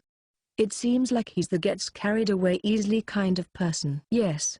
It'll be a secret between the two of us. That's right. With one last push tipping him over, Onzida-kun suddenly became nervous and averted his gaze. What is it? I managed to persuade him with that feeling, and began to learn the technique of the temple. So, you suck up the spirit of nature from your souls, and store it under your belly. Imagine circulating the gathered spiritual power inside your body. I'm not sure. I don't need to collect it from the outside, since there's that power inside my body, so I can just use that. Perhaps the quality of the power's different? Is it not spiritual energy? If I did it with mental power, I got the feeling that it'd be destroyed. Jisai. When I tried to stick out my hand to release their power, there was a sound like rushing air. What was that sound? I wonder if I did something again. Because it's tiring if we do a lot all of a sudden. I think it's better to stop here. That's right. I should go home soon. It concluded like that. Onzida-kun said he would teach me from now on whenever we meet. Well then, I'll eat something then go home. Something? Onzida-kun took out the contents of his sports bag that he'd brought with him. When I saw it, I quietly took my distance from Onzida-kun, and drop-kicked Onzida-kun who had taken out the brazier. You're the criminal. And when I went home, it's certainly not my fault that all of the 90-year-old Zerkiva trees in the schoolyard have suddenly withered and have their leaves fall. Chapter 9, I Became an Elementary Schooler Part 3. I have only a few friends, but I'm alright. In my class, I have Prince Gun, Kako and Kuki-kun, so I don't feel particularly alienated. For my lunch breaks, I've been taking walks with Prince Kun in the schoolyard for the sake of his diet and my physical fitness. Well, I didn't really want to move, but because Prince Kun didn't want me to remain still, he took my hand and pulled me along forcibly. There've been strange rumors because of that, but I can't stop them at this late hour. I'm being instructed by Onzida-kun on a regular basis, but I still can't understand as per usual. After stripping and withering 3 more trees in the schoolyard with my power, I've been restraining myself. I might be in a different grade from Onzida-kun, but he might be the friend I'm the most relaxed with at the moment. This person, regardless of whether he's genuinely good-natured or just pretending, is easy to speak to. Of course, I tried to convince him properly about that brazier. When you train in the mountains, do you always catch rabbits? Although it's hygienic because it's an expensive school, but you have to be careful because it's not meant for food use, you know? As the daughter of a food processing company, I can't let something like that slide. Well, were there other reasons? Then, that girl stopped it with just a kick, and so, you know, you look weak, so I'll protect you. Thanks. It seems that our friendship has grown thanks to this exchange of blows by the river. Carrying on like that, it turned to autumn, and I turned 7 years old. This year, another wonderful present came from Uji-kun. What a cute Texel lamb this year.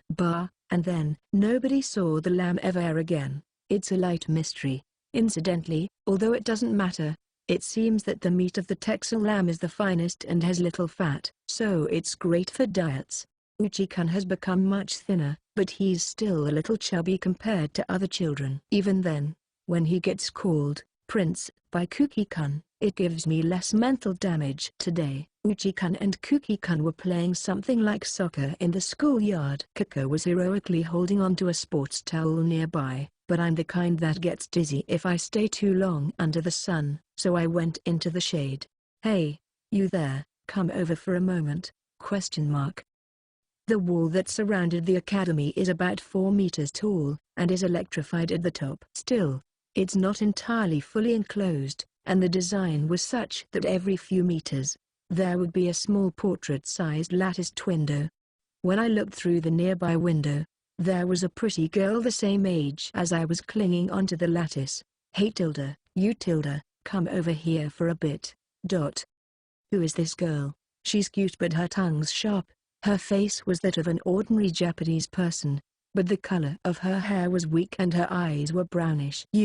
What's your school? You're not from Takumin, are you? I don't care about that. I'm the heroine of this world. My question was answered while she puffed up her chest with pride, even while clinging to the lattice. Heroine? Well, I don't expect a mob character like you to understand, but everything that I do takes precedence. Such a thing is good. Hey, would you happen to know Kyon Kuki? He's supposed to be in this school. Kuki-kun, a friend of Kuki-kun's? No, I can't imagine him that way.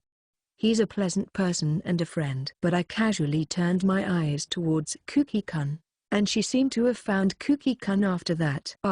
It's really Kyon Kuki-kun. He's really as cool as I imagined, but he's still young. I'll be collecting still images. Oh crap, it's a stalker? And what on earth? I heard something strange about that pronunciation of that long Kyon. Who are you? What? Begone. I am Sakurazaki Matsuri, the suburban Genki girl, with a pose that seemed as if she expected a sparkle was about to happen. Matsuri closed one eye and stuck out her tongue. Anyway, who's that near Kuki-kun? Might it be Handsome-kun? Which, after all, it's so. But why is he so thin? Although he's still fat, but is the event already started? No.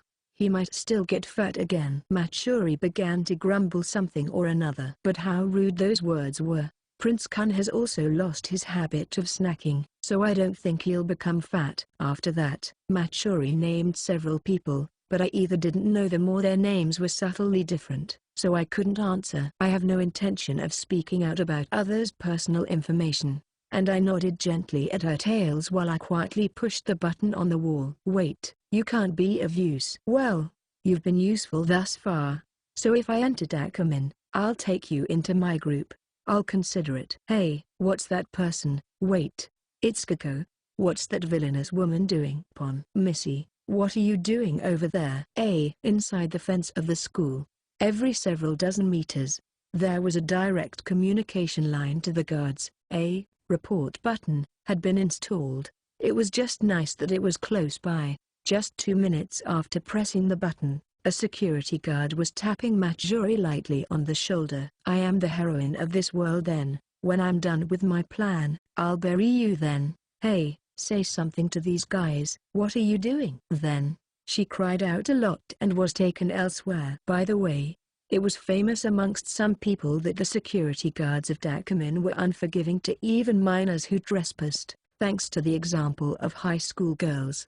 Oh my Tilda, I got to see something I don't usually get to see often. By the way, I shot everything that happened properly on my mobile phone. Matsuri was born as an only daughter to an ordinary house in the suburbs. Although her father was occasionally absent at times when she was growing up and her mother worked in the nightlife business, she never had to live in need. Because her neighbors were friendly people, she grew up without ever feeling like she was lonely. Her steady mother dedicated herself to raising Matsuri alone as a single mother. Matsuri had the talent to charm and attract men unwittingly, and growing up with her bright and cheerful personality in the suburbs, she was beloved by everyone. With this kind of upbringing, she would have grown into a little devil that attracted men unconsciously and innocently. However, when her mother remarried with the president of a startup company, A certain event caused her life to flow in a different direction. I am Sakurazaki Matsuri. It was a little different from the spelling of the Sakurazaki that was the surname of her new father, but she noticed that her appearance in the mirror looked like the heroine of the ODIN game, Layered Love Milfilicum in Paradise Tilda, that she had played many times. And at that moment she whispered those words. A huge volume of memories rushed back into her, and her little brain couldn't tolerate the load. And when she woke up from her sleep a couple of days later, she was the Matsuri of now. Matsuri recalled the memories of her previous life. The details were ambiguous, but she was now fully combined with the Matsuri of her previous life. The Matsuri of her past life was the student of a school that would enroll any student just because they were lacking in student numbers, and played this game through the night for 4 days and lost her life because she fell asleep while eating steamed buns. However, Matsuri delighted that she was born again into this world rather than being in her previous life. Although she had heard of reincarnation in the world of games, she realized that this was the world of the ODIN game, Layered Love Milfilicum in Paradise. The story of the game started from the middle school of Dakumin School, where the sons of the upper class gathered, and their graduation 6 years from then was the stage. Here, Matsuri, as the healthy daughter of the suburbs, was going to grow her love with the capture targets. There were 5 capture targets. Kyon Kuki, the grandson of the Kyon family that was both a lawmaker and a celebrity, suffered from his grandfather's involvement in bribing, and when one encountered an event where he went out in the middle of the night with a popularity rating of over 50%, one would hear of his troubles, and would change from friends to the path to lovers. Nakina Handsome, the scion of a well-known meat processing company, he was convinced that he was cursed by the animals which became meat and wouldn't live long, and was stressed and became fat from overeating. He was troubled by having to slim down when the engagement event happened, and the flag was established by solving his troubles. Besides this, there was the black-hearted glasses-wearing friend of Kuki in the student council, for which events wouldn't be generated unless their compatibility was 80% or more.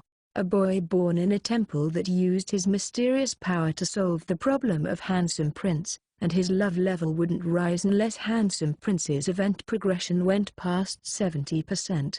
A young teacher, who was distressed over his name being the electric beast of a certain game, solved the problem of Handsome Prince, who was also a fellow sufferer, and the compatibility would become negative if one didn't take part in his intervention. Evidently, this game was a multiple simultaneous strategy simulation, and the final goal was to make a Icon Paradise harem, like the title suggested. In order to avoid the criticisms that such a thing was impossible in reality, the final happy end was a rare relationship without marital relationships which could be called a carnal paradise, which even included R-rated content. The game was a phantom game that was discontinued 3 months after release. From her previous experience playing this game for more than 2,000 hours without studying, she knew what was essential for the initial capture of Kuki and Handsome Prince. Finding out at last about the Dakumin school that was slightly different in setting and name from the game, Matsuri wondered if there were other differences since the game became a reality, and unable to wait until she entered secondary school, she forced her new father to move her to the primary school. As for this world, it was reality, and not the game world. It was only a story that a game scenario writer managed to write by chance by seeing what happened in reality in a kind of prophetic dream. Still, by following the content of the game, Matsuri's hope could come true to a certain extent. Only, there was this one person. There was a girl that hadn't appeared before in this world. Chapter 10, I got involved in all sorts of trouble. Part 1, Time Sealing Technique. What's that? Onzida's father and elder brothers came home less often nowadays. Onzida, who was the 4th male amongst 5 brothers, knew that his parents' families were a bit different from those of the general shrines. Priests in ordinary temples did not learn how to fight and train their bodies. They did not go out to purge evil spirits. His own father destroyed evil spirits that normal people couldn't even touch that possessed other people by filling up his body with ki, which was a mixture of the body's own energy and the power drawn from the outside air. Onzida, as a child who knew of it, admired it as an ally of justice, and devoted himself to practicing it to the point of exclusion. Onzida, as he was now, has power approaching either his eldest brother or close to that of his second brother, who was without peer. When his eldest brother came home, he asked to be taken along for a demon extermination. Of course, he was refused. Still, Onzida that clung on to him, causing his elder brother to be greatly embarrassed and inadvertently spilled out one of his secrets. That was their time-sealing technique. Onzida, do you know of the mountain? Yeah, it's where father and brother go to help out. No? Several years ago, there was a shrine maiden who reported from their mountain of a prophetic vision. It seems that there will be a tremendous evil that will appear in the world about 19-20 years from now. At that time, we cannot do anything but send it to the past. Huh? I don't understand, Aniki. I don't understand it well myself, but it seems that there's a technique that uses the 0 and the 12 figures, and seems to be called the hourglass technique. I don't understand at all. What I do know is that we'll be able to defeat that evil several years before it commences its assault. I mean, beat it before it comes? If we can successfully defeat it, then the world will be peaceful in 20 years. Now, though, their evil has caused the evil spirits to increase in number. Leave all these evil spirits in these few years to father and die. But Onzida should continue to train for the future.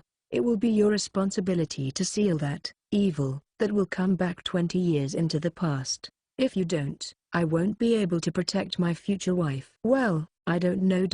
But I understand. The story was too difficult for him to understand, but the fact of the matter was that within a few years, there would be considerable danger. Based on that, knowing that he had been entrusted with the future, he obediently nodded. Protecting the future. It wasn't the teasing of his brother, but that singular girl that floated up in the back of Onzida's mind, and he hurriedly shook that image from his head in a fluster.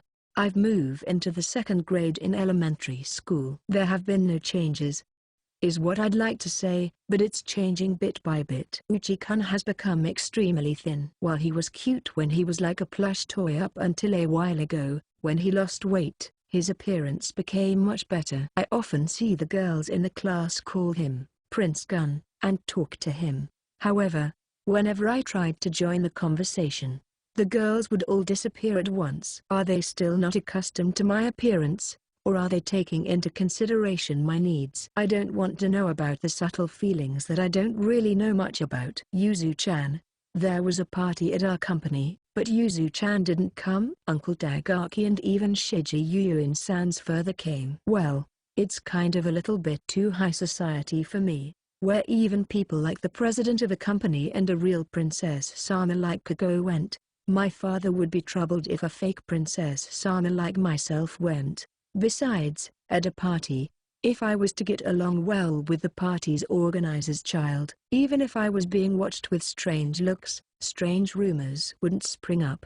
Even though it was such a wonderful party, Kuki-kun and his father didn't attend. I heard that the relationship between Kuki-kun's parents and his grandparents weren't good because of the matter of land speculation. When I say rumors, it was something I heard from the spirit of the wakame seaweed using hand gestures in the ramen at the ramen shop where the dad was working.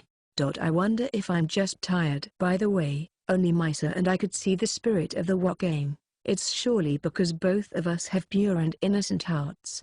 Are you a child from this shopping district? While Misa and I were playing in the alleyway beside the ramen shop, an elegant man in his mid-20s talked to me. I could tell that his suit was fine at a glance. Behind him was someone in a black suit with a bulge in it that made Misa a little bit frightened. And you are? I was a little wary, but I asked him in a childlike way. Still, noticing that I was trying to protect Misa, the man took an exaggerated step forwards, turning a sweet smile at us. I'm not a suspicious person. I spoke to you out of curiosity because there aren't many children despite being such a wonderful shopping street. For Aunt Hilda, he was saying plausible things, but he ultimately didn't answer my question. His face was smiling, but to me that smile looked like that of a snake. "Misa, go back to Dad Chan's place." "Why yeah." I held off the conversation as I took Misa's hand and went to the back of the shop. Just when I thought that he would follow us, the man just gently shrugged and went back to the shopping district. Behind him, there were some more evil-looking men in black suits, but when the man looked lightly at them, they scattered into the shopping district. I wonder what was this feeling? After talking to the man who was just here before, I felt something light up in my heart. What is this small, fluctuating feeling? I won't let anyone say that about our Raymond. We got in from the back and heard Dad Chan shouting loudly, "Oh Anna-chan, Misa, please stay here." Leaving the anxious Misa behind me, I looked at the situation happening in the store. Koton-chan seems to not have come in yet, but in the shop there seems to be some ill-bred customer and Dad Chan who were glaring at one another and in their own world. It wasn't a pleasant atmosphere. The other customers sneakily paid up and leave the store. The grandpa who owned the shop was cutting green onions in the kitchen as if he couldn't heard them. Actually, it's quite likely that he couldn't hear them. And, sure enough, that customer was one of those evil-looking men near the man we had talked to earlier. What is this ramen? It seems I made a mistake, and should have eaten instant ramen, which would have been better. What was that? Could you say that again? It's a fraud to take my money like this. Ramen is supposed to be fully stewed with pork and chicken, and at the moment when it's at its best, it is supposed to be a clear and refreshing soup, and not skimped on time or material or effort like this. This hoodlum, he's actually a great lover of ramen, isn't he? And you call these noodles? Is this used paper? I thought it was a rubber band. You can't even use the chopsticks properly, so what are you going on about? I don't have to eat it. Ah, but if it were in some remote region, I might still be able to tolerate it. Your store should just go out of business quickly. This bastard. Oops, that's a no-no. That man absolutely refused to make a move, but was waiting for Dad Chan to hit him. I'm also feeling like my heart is throbbing. Ooh, a brat. Yuzu-chan, get back. As I entered the store, both the hoodlum and Dad Chan spoke. Dad Chan put his knife down first. If he were to leave the kitchen as it was now, it would be a breach of the firearms and swords laws. Why did you decide to eat ramen? Yuzu-chan, replying with a cheerful look full of smiles. Dad Chan had a confused expression on his face. It's been a while since I felt like this. I directed my look at the hoodlum. He's got a violent presence, and he's radiating malicious intent. Was my heart thumping? Maybe it's because I met that man just before, but for some reason, it seems really tasty. See you. As I gazed at him, the thug's body stiffened and he shut up. I wonder what he saw. I won't do anything. You know, I'm just a harmless, helpless child. It's okay. After seeing such a superb man, you are unsatisfactory. Sit down, uncle. The hoodlum's eyes began to swim as the child smiled cutely at him. Perhaps the uncle is only looking at my eyes. Dad Chan seemed to notice something between the hoodlum and me, and seemed to notice the unusual state of events despite being confused. Sit down. When I whispered please in a low voice, the hoodlum sat down slowly next to myself. As I sat down at the counter, Grandpa Chan, Dad Chan, ramen for two. Please put plenty of seaweed. Oh, Instead of Dad Chan, who seemingly hasn't kept pace with reality, it was Grandpa shop owner who started to make ramen briskly. He heard me. Right. There we go. In the blink of an eye, the ramen noodles were layered onto the wakame, and placed in front of us. Eat. Is it delicious? Eat. At the end, when I was muttering softly, the hoodlum hurried, and began to eat ramen greedily. Oh no. How shameless. Guho. Yeah, Dad Chan's ramen is delicious, but Grandpa Chan's ramen is also delicious. When I glanced to my side at him, it seems that he'd been possessed by the spirit of the wakame in his bowl and not mine, and it seems to be invading his stomach vigorously along with the noodles.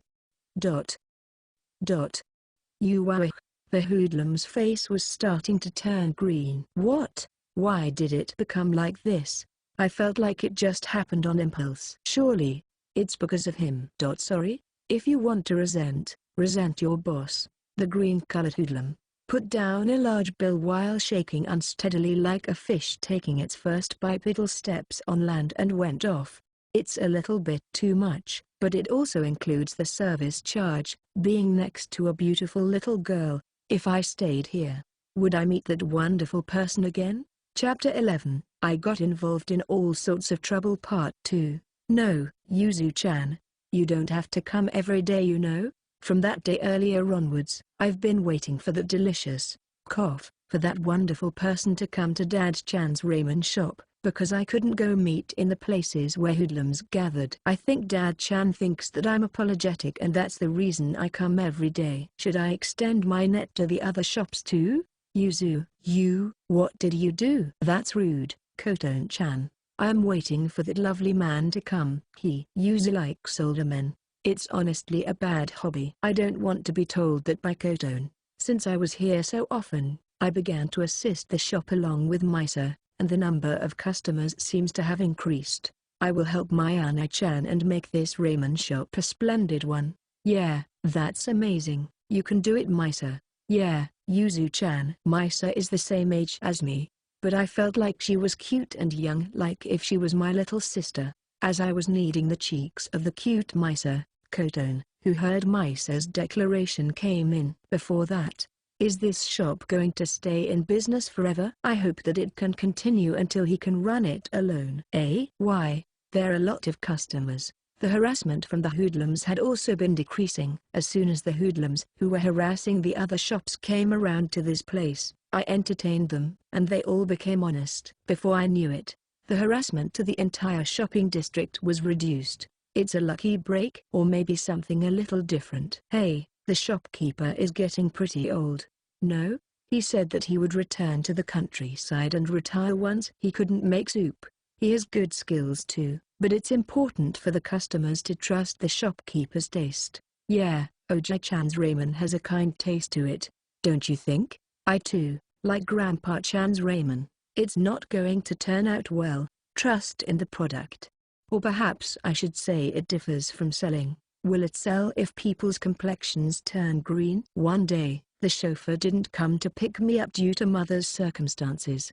Although I called a taxi and it was okay, only Ana-chan had returned when I got home, and Ana-chan had to eat ramen with me while we waited together.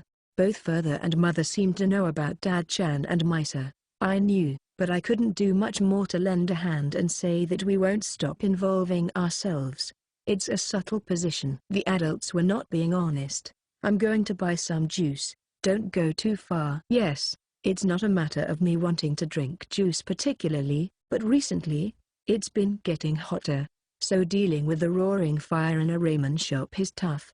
I have become much stronger, but from the point of view of others I'm still considered weak. How refreshing. It's comfortable at night. As always, I'm not very sleepy. I might be turning nocturnal. I don't feel afraid of the night like a normal child, and since I haven't had any more run-ins with random attackers as well in this half year, it's been a relief. Something came unexpectedly on such a night. While I was chilling my forehead with the cold tea that I'd bought from a vending machine, I saw a black cat in the side alley in the shopping area. A jet black cat with silver eyes like the one I saw at the shrine. From the depths of my heart, something came out, and I felt like there was something itching in me. Who are you? When the words fell from my lips, the black cat's silhouette was getting further away. Wait, I started chasing after it once I noticed. My legs aren't fast, but I will follow him. Kaya, I suddenly bumped into someone. The other party was also tiny, but I was weak so I fell over and landed on my bottom. The black cat was nowhere to be found. Yuzu-chan? Kuki-kun. The person I bumped into was Kuki-kun. At the corner of the road? Would it be better if I was holding bread in my mouth? What are you talking about? Kuki-kun reached out his hand to me to support me up, even though he didn't understand what I was saying. Sorry, Yuzu-chan. But, why are you here? Kuki-kun. I was at a shop with which I was acquainted. And then I went for a walk. I too went for a walk. This lie, I'll endure it. It's a somewhat strange atmosphere. Come to think of it, He had a poor relationship with his grandfather over that land speculation ruckus. No? Then, goodbye. Kuki-kun raised his voice in shock as I tried to escape quickly. Such a troublesome fellow with this flow. Isn't it like listening to a story? No. It's troublesome. That's way too honest. You're kinder and more friendly in school. A troublesome man, you are. How mean. He seems more like a little cat than the scion of a distinguished family. I remembered that I'd lost sight of the black cat because of this. Understood. Speak. Yuzu-chan sure moves at her own pace. Is this your core? That's right. I am a narrow-minded person. You can think of this however you please. While Uchi-kun is someone who's easy to be with, Yuzu-chan is the only friend I have with which I can discuss difficult things. Well, that might be true because we're surrounded by ordinary elementary school students. What about Yonji-man Yuki-kun? That person seems to understand, but that guy is even more insistent on doing things at his own pace than you. Certainly.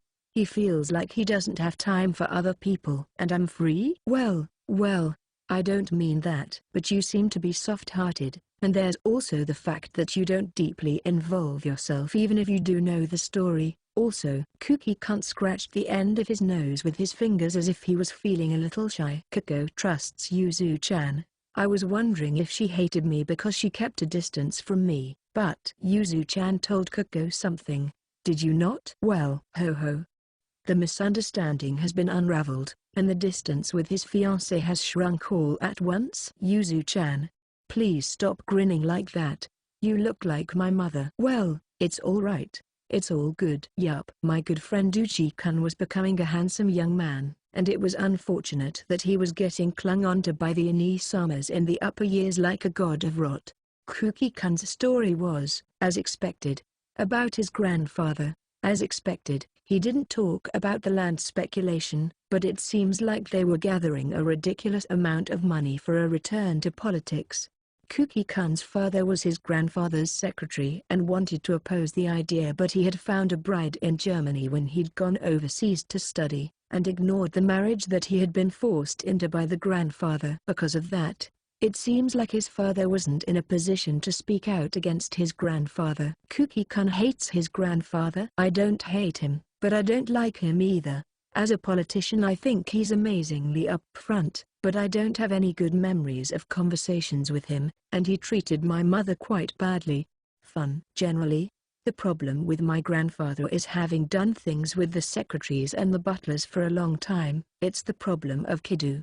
Kidu-san. According to what further says, it was a person that was willing to do anything for my grandfather, and it would have been good if that had been the only person. But when his son started to help out at work, he began doing unmentionably cruel things. Kidu-san. And his son? These two people are the problem. Ah. Did you hear that voice? From the other side of the road came the sound of multiple men's voices. They came to look for me. Sorry, Yuzu-chan, but thanks for listening. I was able to be happy for a while. Just listening to the conversation? I can't do anything, you know. Ha ha ha. That's fine. Then, I'll see you in school. See you again. Kuki-kun disappeared into the dark residential district after shaking my hands lightly. Although he's a distinguished son of a high-ranking family, it's still dangerous. I can't say anything about other people, though. Maybe a little bit of the problem that's plaguing this shopping district can be seen. Kidu, how's it going with that shopping district? In a luxurious office, an old man directed a sharp look at a young one.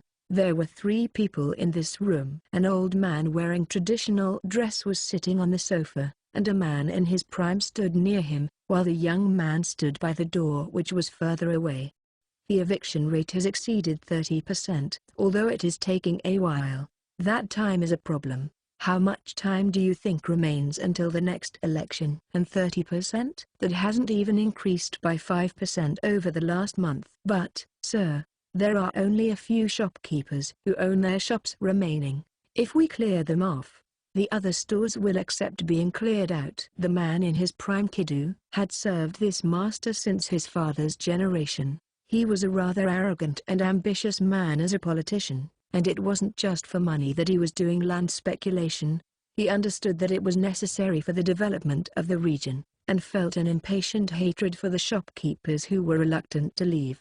Shops like that should just be pushed onto the tracks with those usual guys. Sir, we can't do that. In the current situation where the media is still paying attention, if an incident related to the speculation occurs, then they will suspect that it is linked to you. Sir, that is no way to speak. With all due respect, it was the young man who had kept silent up until then. Control yourself, Kyoji.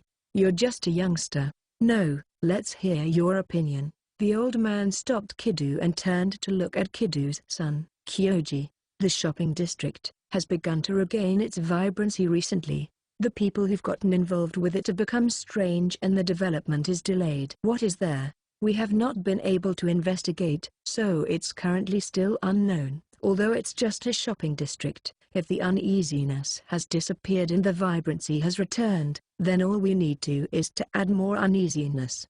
However, won't we have to worry that this case involving a gang will be linked to us? Yes, it would be best if incidents that have nothing to do with land speculation were to happen. For example, catching the sharp gaze of the old man directly. Kyoji laughed faintly, the children in the shopping district going missing.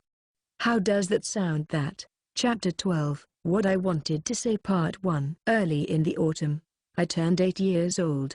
Recently, I've been a little busy after school. There was that practice, but mostly it was because I ate ramen in the shopping district and played with mice. Also, when I explored the shopping district, I feel like the hoodlums were somewhat nervous recently. It's strange. I also heard Kuki-kun's story by chance, but I get the feeling that it's not going in a good direction. Next is taking care of the animals in the breeding shed with Koko. Uchi-kun also helped. Uchi-kun has completely stopped eating snacks, and has become quite slim, and hence, I heard that Uchi-kun's parents wanted to see me. Those parents who gave him that name? I was scared of that meeting, so I put it on hold. The excuse was that my body was still frail. Was I really that weak? Cough. Because it was cold out, I caught a cough while I was outside. Oi, are you alright? Onzida-kun, who had begun to train seriously, stopped his kid training and approached me. The final reason why I was busy was because I was learning how to use ki with Onzida-kun. Even though I was taught for a year, I still can't do anything, so I often just observe Onzida-kun while taking a break. Well, it's just a little cough. It's been getting colder recently. Since Yuzu's body is weak, you shouldn't make too much tea. See, your hands are becoming cold again. That's just because I don't have much muscle, and it's cold out. Onzida-kun was doing martial arts up until just now, so his hands when they held mine were still warm. Is Onzida-kun feeling warm? Your face is red. It's just that I've been moving around too much. Yours would be too, you know. When I let go of his hand, Onzida-kun threw over his jacket. And of course, I couldn't catch it with my hands, and ended up catching it with my face. Bleh. It's quite sweaty. Hee. Have some patience with me. Still, I borrowed Onzida-kun's coat and put it over my shoulders. This time, I'll value the contribution. In this way, Onzida-kun began to train seriously beginning in summer, and I also felt his kindness. Even though I couldn't master ki after a long time, I was amazed but didn't disturb him. I didn't say that I wouldn't come. After all, Onzida-kun was a 5th grader. As an 11-year-old male, I understood that he was becoming a man rather than a boy. But isn't that too quick? What happened? Onzida-kun, who was kneeling calmly, turned to face my voice. What is? Tilda. What is it? Did you get into a fight? Something like that. When Onzida-kun returned to my side, he placed his hand on my head with a pop. He's gotten taller. I will protect Yuzu's future with my life. So be at ease. Of course I knew that he didn't mean it that way, but this is kinda. My face was red. Also, I think I heard the sound of a small chain somewhere. Onzida was feeling impatient. Although it could be said that he was motivated, he, who had only practiced skills that looked cool as a child, made his parents very pleased that Onzida, who had lacked mental fortitude, had begun to practice seriously, and his eldest brother, who occasionally returned home, regretted that he had spoken of the circumstances of the other side. Onzida, don't overdo it. We still have nearly 20 years. It's all right, brother. It's not unreasonable. There have been groups in Japan that have defended the nation since time immemorial, destroying evil spirits and monsters that were the enemies of the world, readjusting the flow of the ki of the land. They had protected Japan from foreign enemies for more than 1,000 years. Buddhist priests, exorcists, spiritualists, of the ones who had handed down techniques for exorcising the foreign demons since long ago, the largest religious organization in the country. Had no clear name, but it was commonly called their Oyama. Approximately 30% of the shrines and temples in the whole country were connected to the Oyama, and of them, 1/10 of them were families that directly exterminated evil spirits, and Onzida's family was one of them. And when that powerful existence was found under Tokyo, they used that power to more efficiently get rid of the evil spirits. That existence was very sensitive to the things that could bring it harm, just like a little child. Onzida's elder brother also came to teach Onzida about that matter, because he wanted to know what kind of enemy he was going to have to confront, and felt that sense of crisis. Onzida took even bolder actions. Good. This is fine. Changing into clothes that were easy to move in, they left their home at midnight. Although Onzida was delighted about his progress with his serious training, as ever, he wasn't making an excited face about his ki training. After all, it was difficult for a child to handle and easy for them to injure themselves. He honestly felt that one would be in danger of neglecting one's studies if they seriously delved into it. It was a hard truth, however, that to become a true priest of the Oyama, one needed a certain level of education. The fourth son of Onzida's family went to a good university and his parents were thinking of letting him get a regular job. It's fine, for I know I am on the side of justice. Onzida said something that he would never be able to say in front of his parents absent-mindedly. He didn't want to protect many people, just those few precious people. For that reason, Onzida was planning on making a prayer shop which would leave him relatively free, Onzida's house of worship, or something like that. Even if he had grown, he was still a child like that. Well, the reason why Onzida had gone out of his family home in the middle of the night was for the sake of training his battle skills. Onzida realized himself that his ki level was close to that of his older brother. The reason for that rapid growth was that pseudo-ki that female junior was using. If anyone saw it, they would think of it as a failure. Even she herself thought of it as a failure, but Onzida realized that it was close to psychic powers, to the degree that Onzida felt that there was power in his vicinity. Despite her cheek, it was easier to talk to that junior and it seemed that her mental strength was great, although she herself was weak. At first, he had only taught her ki because he had let his guard down from her beauty, but now Onzida liked her as a person. When his father and brothers used ki, they forged their hearts with training, keeping their hearts still with willpower, and controlled their ki. That was because it was a stable way of doing so and would cause fewer accidents.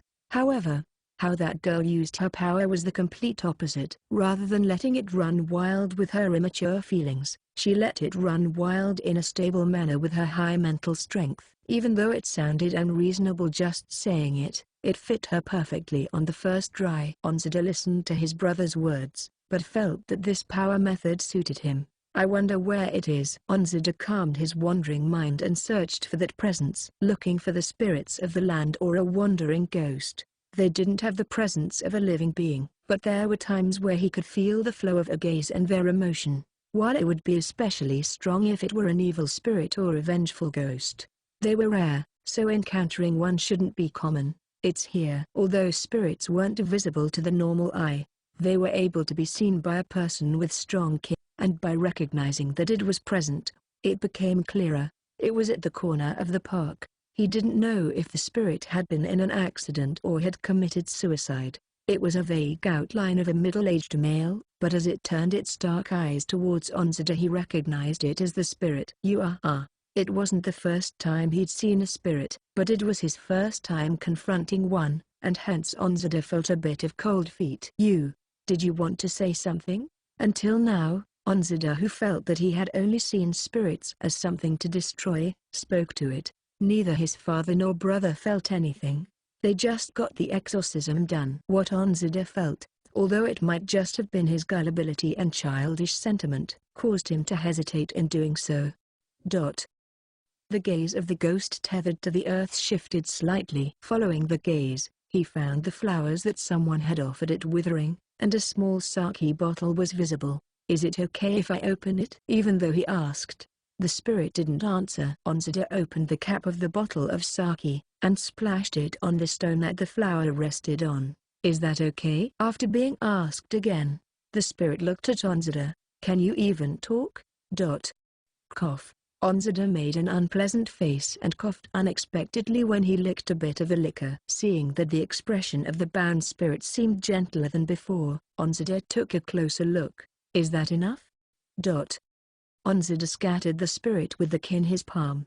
There was no resistance at all. Onzada didn't feel any sense of euphoria at his first exorcism, and his mouth twisted with the taste of the remaining sake. How bitter. On that night, Onzada exorcised another bound spirit. It was the spirit of an infant with an indeterminate shape, that spoke about a fairy tale that was somewhat familiar, and then faded away even without being struck by Ki. Remembering the taste of the sake that he had licked a while ago, Onzada felt like drinking. He grimaced, since he was unable to do so as he was a grade schooler. Onzada was shocked by the realization of the truth. This was not a practice battle at all, was it? He was slow to notice it. And as he walked along looking for a strong presence, he saw something strange in the corner of a scrap bin. Simply put, it was the form of a ghost of a glitzy woman. Strangely enough, the outline was very clear, and so was the malice. Remembering his brother's words, that the number and malice of the evil spirits were increasing because of the evil, Onzada's face turned green. It was the kind of evil spirit that made him want to call out for his brother, but Onzada hesitated. It wasn't that he was overestimating his own power, but that the evil spirit had collected other floating spirits and was eating them. Shit, because they were already dead. There was nothing he could do. While thinking so, Onzada rushed out towards that evil spirit. "Stop it!" Screaming that, Onzada infused his fist with the key of his anger and drove it into the back of the spirit. Kishua! At the evil spirit's scream, the scrap bin around it cracked and shook, bursting open. "Are you serious?" It was a fairly powerful evil spirit. If this was just the influence of that evil, then just how much power would that evil have? Onzada managed to dodge the evil spirit's swipe, but the back of his hand that had touched it slightly was bruised. Is this a spiritual attack? He couldn't help it, to say nothing of exorcism. With Onzada's power, even escape was difficult. Holy! At this point, the evil spirit was wrapped in a pillar of light by that voice. Jaya! The evil spirit screamed in agony. What? A few meters behind the evil spirit, there was a black, diminutive shadow. It was wielding a sword as large as it was, and, with a speed that even Onzada couldn't follow, it slashed the evil spirit vertically down from the head. To easily destroy that kind of evil spirit, he wondered if that sword was some sort of divine instrument. That person who was wearing black clothing and whose face was covered in a black mask was even younger than Onzada, who was only in the 5th grade himself, and looked like a very young elementary schooler given their height. And after glancing at Onzada, who was dumbfounded, that black-masked person suddenly began to slash the floating spirits that were drifting around with the sword. Every time it slashed, Onzada saw that something like light was being absorbed by the black covering, and he instinctively kicked them. "Stop it!" Onzada's loaded kick was caught by that large sword and spat an unusual spark. Even knowing that that black-masked person was his savior, Onzada couldn't overlook them. What are you doing?" The black-masked person looked at Onzada oddly, and then nonchalantly swung the sword at him. The two of them faced each other dead-on. At that moment, Jijin, the theme song of a certain old man played, and the two of them unexpectedly lost the tension. Wait a moment. After clarifying, Onzada took out his mobile phone with a red face. and his face changed at the email with no title and no content. Onzada felt the anxiety that bound his heart as he looked at the mail. Yuzu. Chapter 13, What I Wanted to Say Part 2. What's making all that noise? I came to the shopping district ramen shop again today. If you're eating ramen all the time like this, you would get fat. So Koton-chan, who noticed that number on the scale for her was terrifying, decided that today she would be swimming at the gym instead of coming. Well, it seems that there's some road work. To my mutter, Misa, who was doing homework with me, raised her head to tell me, is there a lot in the works this time? Well, I don't know. When I looked outside from the window of the restroom instead of the inside of the store, I could hear some sounds but I couldn't see where they were coming from. Just how many places are they working? The road work itself weren't unusual, but was it being done all over the shopping area? Since it's a school holiday tomorrow, it's not a problem even if Koton-chan comes to pick me up, but I wonder if the car can even enter? Well, it can't be helped. I guess I'll have to stay at the shop. Now that I think on it, the back room and the second floor of this ramen shop is Grandpa shopkeeper's house, and Misa and Dad-chan are lodging on the second floor. Yuzu-chan, you should stay over. What should I do? Well, let's sleep together in the futon. We're sharing a bed. Yeah, that's nice, isn't it? When I started to drift off into my own thoughts, Dad-chan came from the shop to the restroom with his cell phone. Yuzu-chan, there was a phone call from Oba-kun, but since there were so many roads that were blocked due to construction work today, he might be late, so please make your way back by taxi before it's too late. Oh, and Yuzu-chan, did your phone's battery run out? I heard that Oba-kun couldn't reach you. Really? I took out my mobile phone from my bag, and indeed, it really was off. When I pressed and held down the power button, it turned on, but after a couple of seconds, I saw the picture of an empty battery on the screen. A dead battery, huh? You can use our shop's phone, so stay in contact. Would you like to call a taxi? Yuzu-chan, you're not going to stay over? Misa looked sad when she heard, Dad-chan, is it no good for me to stay? That's not what I mean, and I'm not Misa's father. Recently Misa has been imitating you and calling me, Dad-chan, so the rest of the people in the shopping district are also starting to call me, Dad, these days. It was an accident. It obviously wasn't an accident, as expected. The straight riposte from Dad-chan is strong. After that, I called Oba-chan and then asked Dad-chan to call me a taxi. I wish I charged my mobile phone before the taxi had come. I managed to charge it for 1 minute just before the taxi arrived. It was around 9 when I boarded the taxi and the ramen shop was closed. It was quite late. It took me well over an hour to get a cab. At this rate, it might really be better to just stay over. I'm sorry, miss. Because there was so much construction work ongoing, there were only a few roads that I could use. Is that so? Because the young driver with a well-built physique was talking to me, I answered properly, and went with the flow. If I can't even handle small talk, I don't think I can ever become a full member of society. I am an elementary school student, Mrs. Uniform. Are you from the Dakumen school? Yes, that's right. You know of it? Well, it's the best school in this area. With that kind of school tuition, I think it's impossible for my children to attend. There aren't many of them, but there are children from ordinary families, you know? Haha. Those children are clearly treasured by their parents. If I had a cute little girl like you, Dad would have liked her to go to Dakumen, too. Dad? Does Dad know Driver-san? No. It's not a taxi company that's often around here. Come to think of it, I haven't seen any such company, either. Anyway, this driver seems rather talkative. When I got on the taxi, didn't your dad come to see you off? What a pleasant parent-child relationship. Did he think that Dad-chan and I were parent and child? It's strange putting it into words.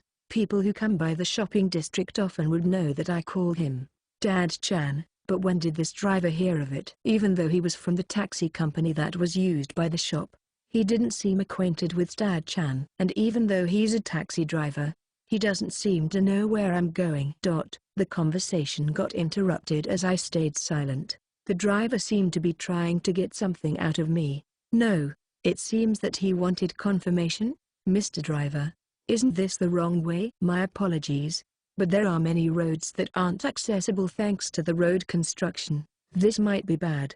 I'm not one to panic in such a situation, generally, but it's quite the distance between being afraid of the danger and being at ease. That strange power doesn't always come out according to the situation. Since it comes out only when I try to protect someone, I still don't know for sure if I'm in danger.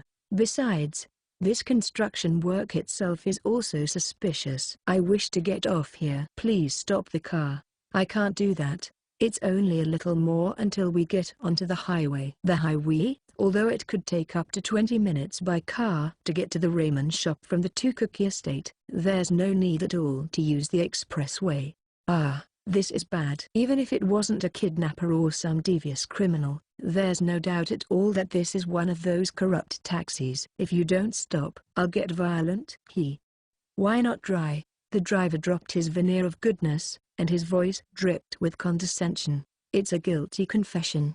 Then, I won't hesitate. Pusu. Without a single ounce of restraint, I stabbed a sharp pencil into the base of the driver's skull. Jawa, he howled. But, because I was weak, it only stabbed in about a centimeter. I pulled out the tip of the pencil, and rolled myself under the seat. Giggum. Cough. The fake driver made a sound like he was spitting out air, and the car came to a sudden stop.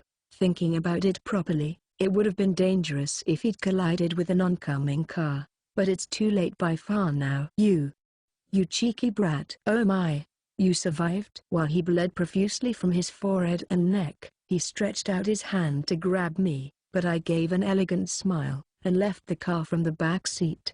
Bag. Okay, wallet. Okay, uniform. A little wrinkled, and the mobile phone was charged to 3% or less. I'm all set. But where is this place? Apparently, it seems to be a street lined with office buildings. There seems to be a lot of places without power because of the hour of the day. Let's search for a police box for the time being. Even though I can't see it, I think there's a convenience store somewhere. Why? That black cat was in the alley of the office town. Those silver eyes stared straight at me. Did you want to say something? What did you want to tell me? What on earth are you? Wait. As I approached it, it ran away. Even as I stopped, it ran further away. But you were the one to appear before me. Something was scratching with its claws in the depths of my heart and mind. It urged me to follow him. As he ran away, I'm out of breath. It's natural, since I have no stamina. But I could still move more, and I was faster and stronger. The fractured memories that my daily life had painted over, slowly regained their color.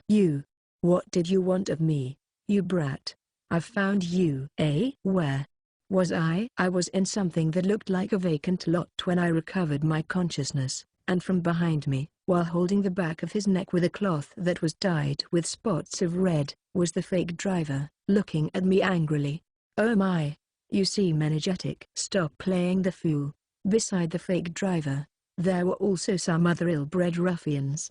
At my words, the fake driver clenched his fists and came at me. Will it hit? Cease your actions, Shimabara. TCH. A calm voice came from behind him, and the fake driver Shimabara stiffened and stopped. Two black-suited men came from the right of the car. A slender man walked in the middle of them. Surely, meeting like this in this place. Long time no see, miss, said the man calmly, with a snake-like smile. The very man who I met in that shopping district, to lead me to such a place. What did you want from me? Chapter 14, What I Wanted to Say Part 3. It seems that nowadays, elementary schoolers also have stuff like this.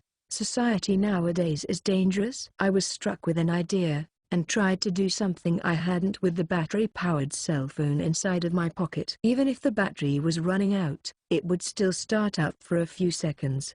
I tried to touch the screen while it was in my pocket, and if I was lucky it would redial someone. However, my unnatural movements were discovered, and my mobile phone was taken. Phew. The battery seems to be out. Oi. One of the black-suited men handed my cell phone to that man I met in the shopping district. After charging it and checking the contents, Leave it at the riverside there. It's likely that they'll track the GPS function. Also, watch out for fingerprints. Understood. What are you doing? As I asked him with a somewhat unpleasant premonition.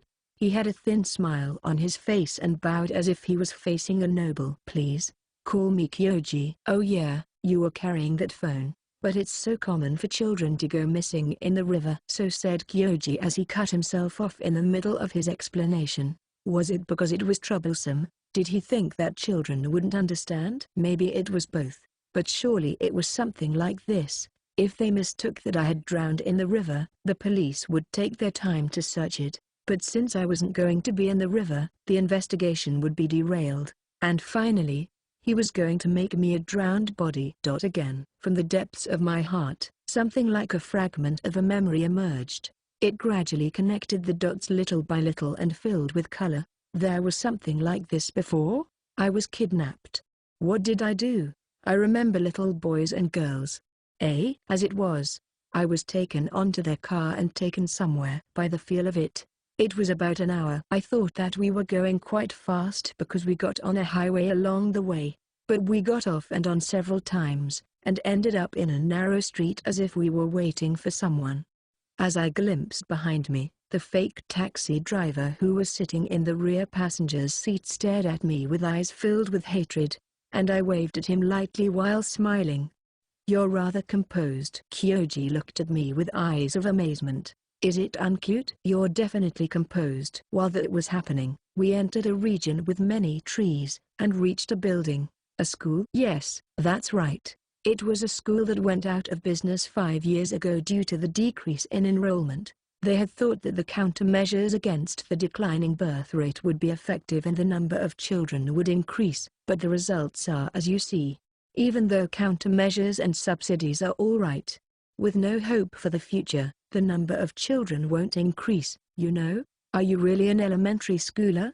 I was taken out of the car and was having a conversation while we walked, but Kyoji stopped for a moment and stared at my face. Yes, I'm a second grader in elementary school. In other words, I have nothing to do at all with that shopping district. It was meaningless to keep it hidden now that we were here. I didn't mean to capitalize on it anyway. As expected, you are smart, Yuzu-san. Kyoji called my name despite me not having introduced myself. When did you notice that we were aiming for the shopping district? That aside, I also thought that it would be a good to show my hand. But, are you okay with me? At first I thought that you were the child from that shop.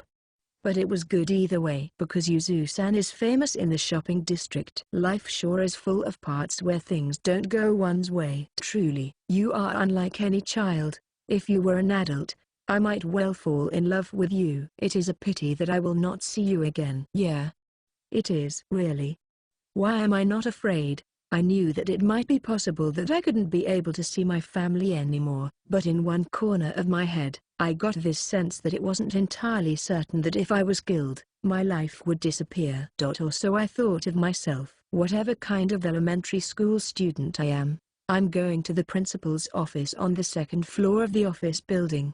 It is because there's a reception area. That's right. The leader wanted to know the progress, so we came to this place. Will you make trouble if we meet? It can't be helped. I wonder if you're having trouble with your subordinates. Really, I'm just a worrier. There wasn't any electricity except for some emergency lamps in the corner of the hallway where we passed by. When I entered the principal's office, there was an older man that looked very much like Kyoji, and next to him was a powerful-looking grandpa in a kimono. There were several other black-clothed guys in this room. By the time I'd gotten into the principal's office and the school building, I'd seen dozens of these black-suited, well-bred men. Kidu, is this child related to the shopping district? Yes. She is related to one of the people living in the shopping district. Because her face is well known, it should be enough to fuel the anxiety. Might you be Kuki-kun's grandfather? As I said my thoughts, the grandfather's eyes suddenly widened, and he looked straight at my face. That uniform, is it Takuman's? I see. Did you hear about me from Kuki? Loose-lipped fellow. It would have been good if he had just married who I chose for him. It's horrible to think of that child as my grandson. Seriously. talking about doing whatever you like. I am looking for someone to carry on my post.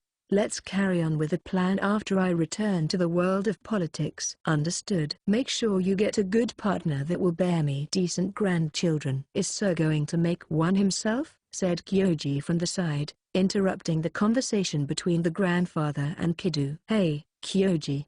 Myself? That is also agreeable, but it would be a scandal if I had a child at this age. Even if I raised him as a grandchild, a girl from a well-educated and well-groomed family would not accept being relegated to just having such a child.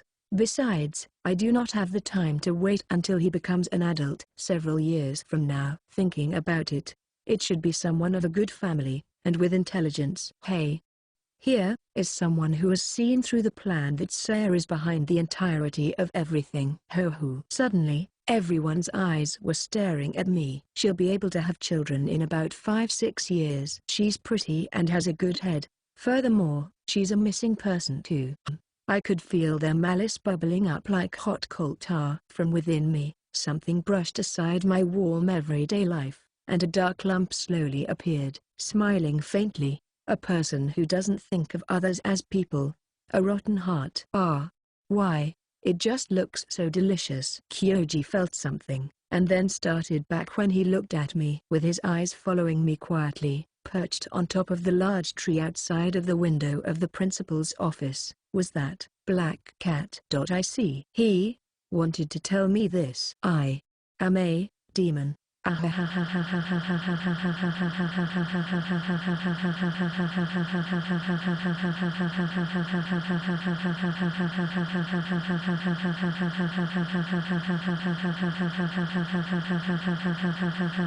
ha.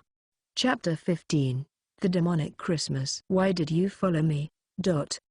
Onzada had received Yuzu's silent mail, and had taken action immediately. Although he had sent back several emails, she didn't reply, and even when he called, Yuzu's mobile phone didn't connect, either because it was out of the signal range, or it just wasn't on. He didn't know what was happening. Still, Onzada ran with an uneasy feeling constricting his chest. Somehow, he could feel which direction Yuzu was, and that black-masked person who saw what was in Onzada's heart was running behind Onzada, following him. What is it? Even though Onzada was irritated by the black-masked man who didn't reply at all even when called out, he wasn't now. Gathering the spirit of the earth, he immediately filled his body with his ki. Due to his need, Onzada was able to bolster his weak physical ability with ki. Nonetheless, the black-masked person was able to keep up with more to spare, and that big sword that he used, it would seem to be as heavy as the user at that size, but the black-masked man was wielding it in one hand. What's up with that guy? Exclamation mark. They stopped their feet at the same time, and looked far towards the horizon where they were going. What? Right now. There was the sense that some horrible power was spreading out. He couldn't tell what it was coming from, but it was clearly out of the norm. And as if he felt it as well, the black-masked person went running in that direction. Hey, wait. This. Ha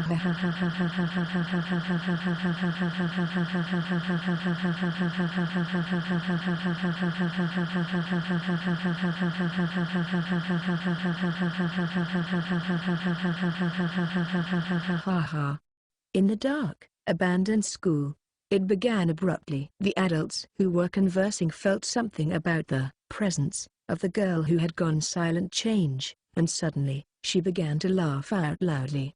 Bishai hi wah, the window panes cracked, and not only the principal's office, but every single piece of glass in the school was turned grey with tiny fractures. Those who were outside the principal's office looked about at the ominous sound of laughter that came from their surroundings, and those who were outside the school building felt uneasy, but hurried inside. And those of them inside the principal's office witnessed incredible things. The whites of the adorable girl's eyes had gone turned completely black, as if corroded by the darkness, and in those black eyes, a blood-red glow. From the white teeth that peeked out of her cherry blossom pink lips emerged beast-like fangs that were a brilliant, crystalline red. Not only her appearance, but even her very essence, became violent and repulsive, and everyone who was at the scene couldn't even move because they were gripped by this very real and unknown fear. At the monster that looked like a dreamy, beautiful girl. The fact that that girl had grabbed the head of the leader, Kidu, and forcibly dislocated his back by sitting him down onto the floor caused everyone to realize that this was not a nightmare, but reality. Even though the girl had stopped laughing, that scornful laugh continued to echo inside their ears, and the creaking noise of a skull grating, as deep, crimson claws extended from those adorable little fingers and pierced into Kidu's forehead, and he let out a scream of anguish. While Kidu's body suddenly looked dehydrated and went dry, his hand that was stretched out towards his son looking for salvation broke like a dead twig and fell to the floor. "Thanks for the meal!" As they heard the girl murmur, and saw her smiling brightly like a flower, Kenji rammed himself towards the door of the principal's office, attempting to break it open. "Sir, please get away quickly." Kyoji clicked his tongue, and kicked one of the black-clothed men that was still frozen towards the girl, but she deflected him away lightly, and as another one of the black-clothed men got involved, he struck the wall, his blood splattering brilliantly as it contrasted with the wall. Seizing that gap, Kyoji ran out of the principal's office with Lord Guan. The girl didn't pursue, and only smiled faintly with her mouth, as she touched the crack on the window panes with her hands. Close.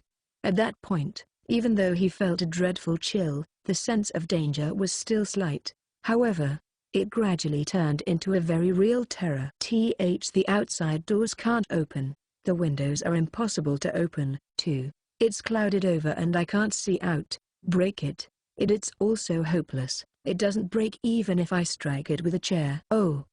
Where did that come from? In the dim corridor of the school, a small shadow with long hair was slowly approaching, beautiful black hair that shimmered gently, an elaborate, doll-like perfect beauty. She had red pupils and bloody crimson fangs, and the young girl who had the presence of a monster, caused the men's screams of terror to resonate throughout the dark school building.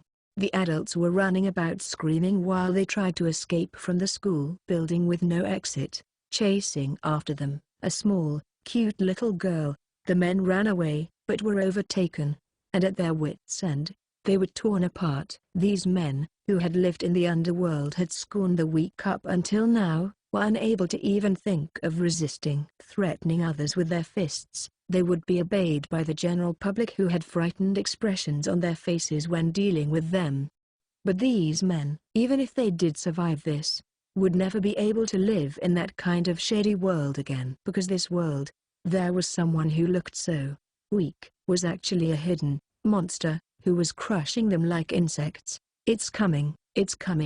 Pan. One of the black-clothed men had discharged his gun towards her, but the girl wasn't even hit. As he had shot his last bullet, the girl had poked her finger in space as if there she was poking a forehead, and as if he had been shot by a gun. His head exploded.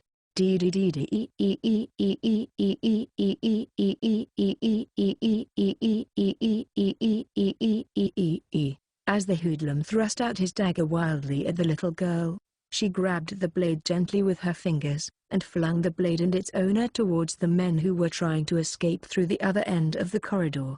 Seeing his companions who had run with him being toyed with and flung about like the pieces of some plastic toy, the man ran into the restrooms. Katsun. The sound of those tiny loafers pattered down the corridor. The man hiding inside the bathroom held his breath as he waited for her to pass by, but the sound of the footsteps never got fainter, and with a knock, she began to knock on the doors of the toilet cubicles one by one. Knock 2.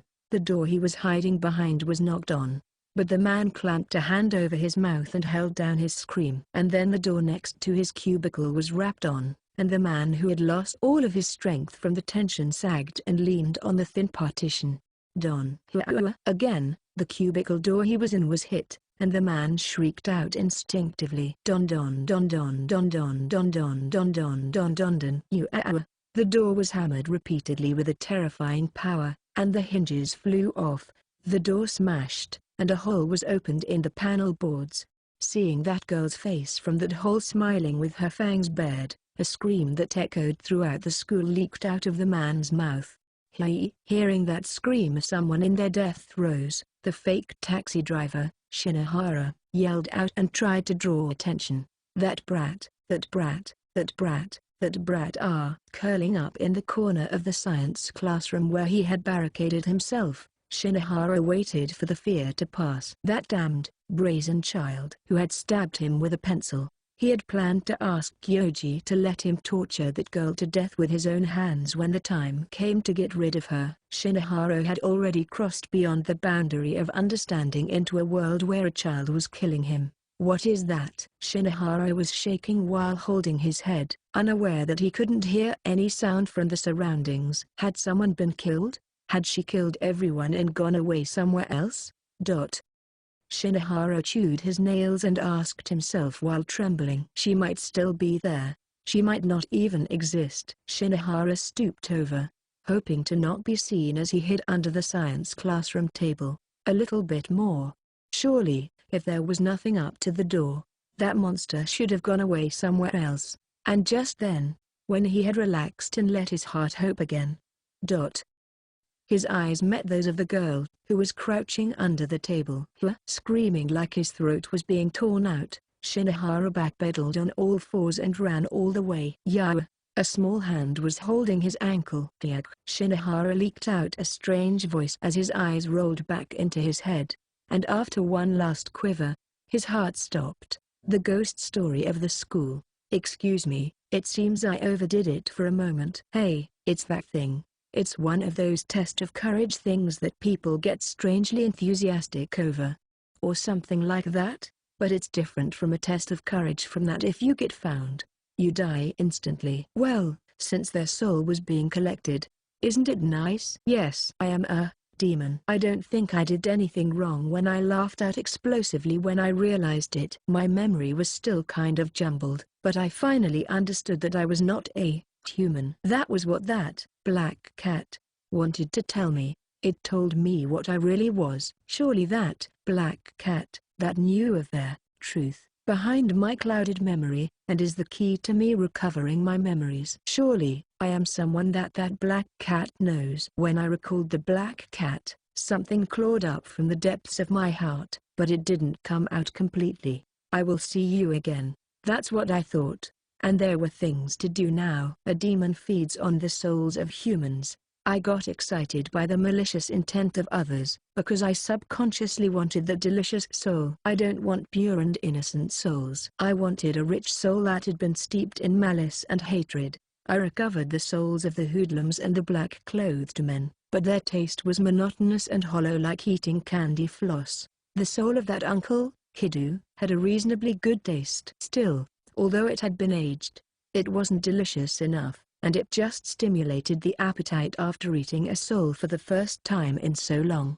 I seemed to really have quit being a human being. Just 2 people left. Well, shall we proceed with the main dish of the day? Chapter 16, The Demon's Mercy. Yeah, I think things have settled down. The demonic impulses that I'd had when I remembered my own identity have resolved themselves. I was a starving demon, although I had been offended by those people if I do say so myself.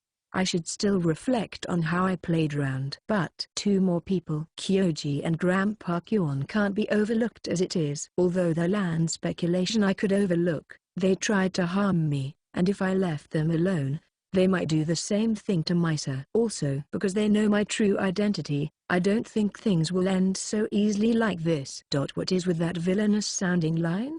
Now then, where did those 2 people hide? A while ago, while using the demonic language.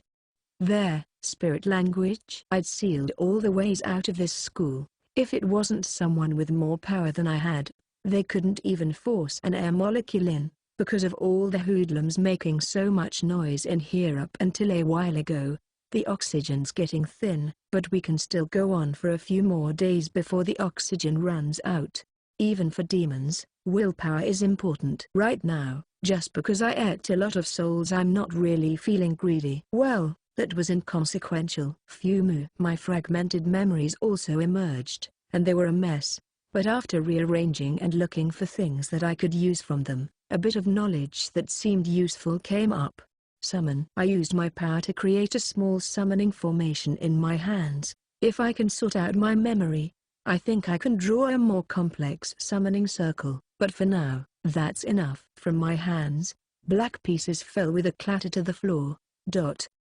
I might not know what I wanted, but it was supposed to have summoned the lowest spiritual life form from the surroundings, but what I summoned was dried seaweed.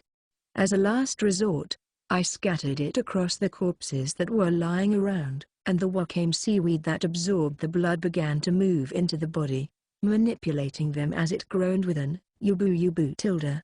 Getting up. This just feels kind of horrible. Well, whatever. You look for humans that are still alive. Yubo tilde. What was with that? I wonder if I was under a seafood product's curse. What is that? Explain it. In the dimly lit avenue room, Lord Guan was deeply confused by the absurdity and chaos. He barked at the young man while blabbering. The broadcasting room, with its soundproof walls and thickly walled doors, was perfect as a bunker, but there was no guarantee that they wouldn't be noticed by that ridiculous monster that exceeded common sense with the commotion they were making. While he thought that, Kyoji remained with a calm and collected attitude, and bowed his head to Lord Guan while pointing something out. That is definitely the daughter of the Tukaki family. Tukaki? It's a rising family from the last generation. But that doesn't matter. That thing is what I'm asking about. As far as he could tell, it really was the youngest daughter of the Tukaki family, Yuzu. Why did she turn into that? And how did she gain the power to bend, twist, and kill a large adult? Kyoji was also confused from the start, and up until now fear still gripped him. But as someone who was familiar with the circumstances of the Guan family, he came to a single conclusion. When accidents happened on sites, and I requested assistance from those people, I saw similar things. Accidents? You mean that thing? Yes.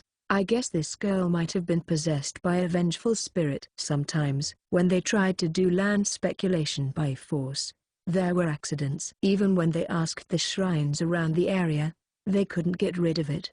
So when they came to their wits' end, they asked the institution that the politicians relied on to dispel the cause. The largest demon hunting organization in the country, the monks of Oyama. Kyoji had once seen a vengeful spirit possess stray dogs in a region that had no sacred tree. A dog that had bitten several of the Guan family's people to death in the twinkling of an eye, with a repulsive appearance that continued to cackle even after taking a bullet. It stuck firmly in Kyoji's mind. Then, call the monks of Oyama. That is not a child. But cell phones have stopped working. What? Lord Guan picked up his phone himself in an attempt to make a call. Sir, you are in danger here. The broadcasting room was not completely surrounded by walls, and one section of it faced the hallway with a large, fixed window. He feared that even though the window was one way, that monster would see them through the window from the corridor. Kyoji, you run out and make contact for me. Understood. He didn't move in front of the window, and sighing internally at Lord Guan, who glossed over his own faults with a shout, Kyoji murmured, "Is this a good time?" Bang! Shia! Suddenly, the thick window glass shook under the force of a blow, causing Lord Guan to curl up and yelp. Wah! This is... His subordinates were leaving bloody prints on the glass, their eyes blank. Even though they were clearly no longer alive, but they moved and shuddered as their wrists broke hitting the glass. TSCH. They got here. Kyoji clicked his tongue as he tried to leave the broadcasting room alone without Lord Guan. Kyoji, Sir, I will head out alone. What are you saying? In any case, even if you don't die, returning to politics will be difficult. Shouldn't you take responsibility for this? Slipping through the hands of the moving dead who were sluggish with their grasping, Kyoji left the man who was his master and started running. Kyoji you. From behind Kyoji, who didn't turn back, came the screams of Lord Guan, who had been attacked by the dead. But for Kyoji, this was no longer his problem. Kyoji did not serve his master seriously. Unlike his father, his own rise in the world, starting from the bottom of the political world and rising up, had only been stepping stones. Therefore, There was no longer any use for Lord Guan, either as a person, or a politician. Following him to that place was all for the sake of making a decoy so that he could make his escape to a safe place. But, as the dead bodies began to move, he had to use that decoy much earlier. Some of the dead bodies with expressions of anguish on their faces still hadn't started moving, but he couldn't tell when they would. No, I can't die yet. Kyoji thought for a while, and then headed to the rooftop. The door downwards had been sealed with a strange power, and that monster would mostly be wandering around. He was certain that the rooftop door had been broken, and should have been removed, but remembered that it had only been blocked with a blue sheet without being repaired after it had become an abandoned school. With Kyoji's physical prowess, he should be able to get to the ground floor by climbing down the drain pipe, even if it was from the roof. Running out of breath, as he ran up to the rooftop, Kyoji tore off the blue tarp that blocked his way to the roof and breathed in the outside air for the first time in a long while. Now, where do I? Kyoji muttered as he looked around, stopping his feet as he looked for a place to get down. No one should have been there. But at the entrance leading to the school building, the girl that he absolutely didn't want to meet at all was smiling up at him with her crimson eyes and fangs. Looking at her dragging around Lord Guan by the neck, grasping it firmly in her hands, Kyoji faintly knitted his eyebrows. He's still alive, huh? If he survived by any chance, it would interfere with Kyoji's future plans. As he thought of that, he muttered to himself, "Oh my, I only asked them to find you. You didn't have to run away, you know." Kyoji didn't think that the girl who was supposed to be possessed by evil spirits would answer, and caught his breath. "Unless you're fully conscious?" "Yes, of course. I'm not in the hobby of having dreams while awake." In that short conversation, Kyoji understood that that monster before him was exactly the Yuzu who he had been talking to when they were coming here. "Why are you keeping that man alive?" If Yuzu was conscious, there was a possibility that she could be deceived by his words. Even if she was smart, she was still a grade schooler, and Kyoji tried to probe her with conversation. "You said so yourself. It would be a problem if nobody took responsibility!" Yuzu seemed to know the conversation that happened between Kyoji and Lord Guan. In front of Kyoji, who was tongue-tied, Yuzu gently lifted up Lord Guan with one hand and stabbed her fangs into his shoulder. Yuzu, who lifted her head after sipping blood, threw him down where she stood, and Lord Guan didn't even groan, and was merely looking up at the sky with a blank gaze. "You don't have to worry. You won't remember anything, and you'll just become a cripple." To be one step short of being a vegetable unable to do anything, that was taking responsibility. Kyoji realized that various connections related to this incident might not end up being exposed if that happened. "Yuzu-san, could you please overlook this?" "Oh, but why?" "There's no reason for me to go easy on you." "Why, weren't you thinking that I should just die honorably?" Kyoji desperately sought an out, fully flustered on the inside. He had knowledge of martial arts, but now it was meaningless. Martial arts were a technique for the weak to defeat the strong, but it was impossible for the cat to defeat the tiger. Kyoji took that moment to turn his back and flee. Even if he took measures according to his plan, there would only be tragic death waiting for him, since he had only planned for human beings. So, Kyoji decided it was sink or swim, and jumped off the rooftop. There was a possibility that he would survive if he could grab onto something, whether it was a drain spout, some window frame, or even a tree branch along the way down. In front of Kyoji, who had jumped over the wire mesh of the roof, there was a hole in the sky, opening itself up. A black hole about 1 meter in diameter started to suck in Kyoji along with the neighboring air. What is these are? While light and darkness and the very air itself were being swallowed into the space. A severe pain crushed his whole body, and Kyoji cried out. As expected, it's only to that extent with half-baked knowledge, As if answering a question, Yuzu had a troubled expression on her face as she spoke. "Because I picked it out of my memories.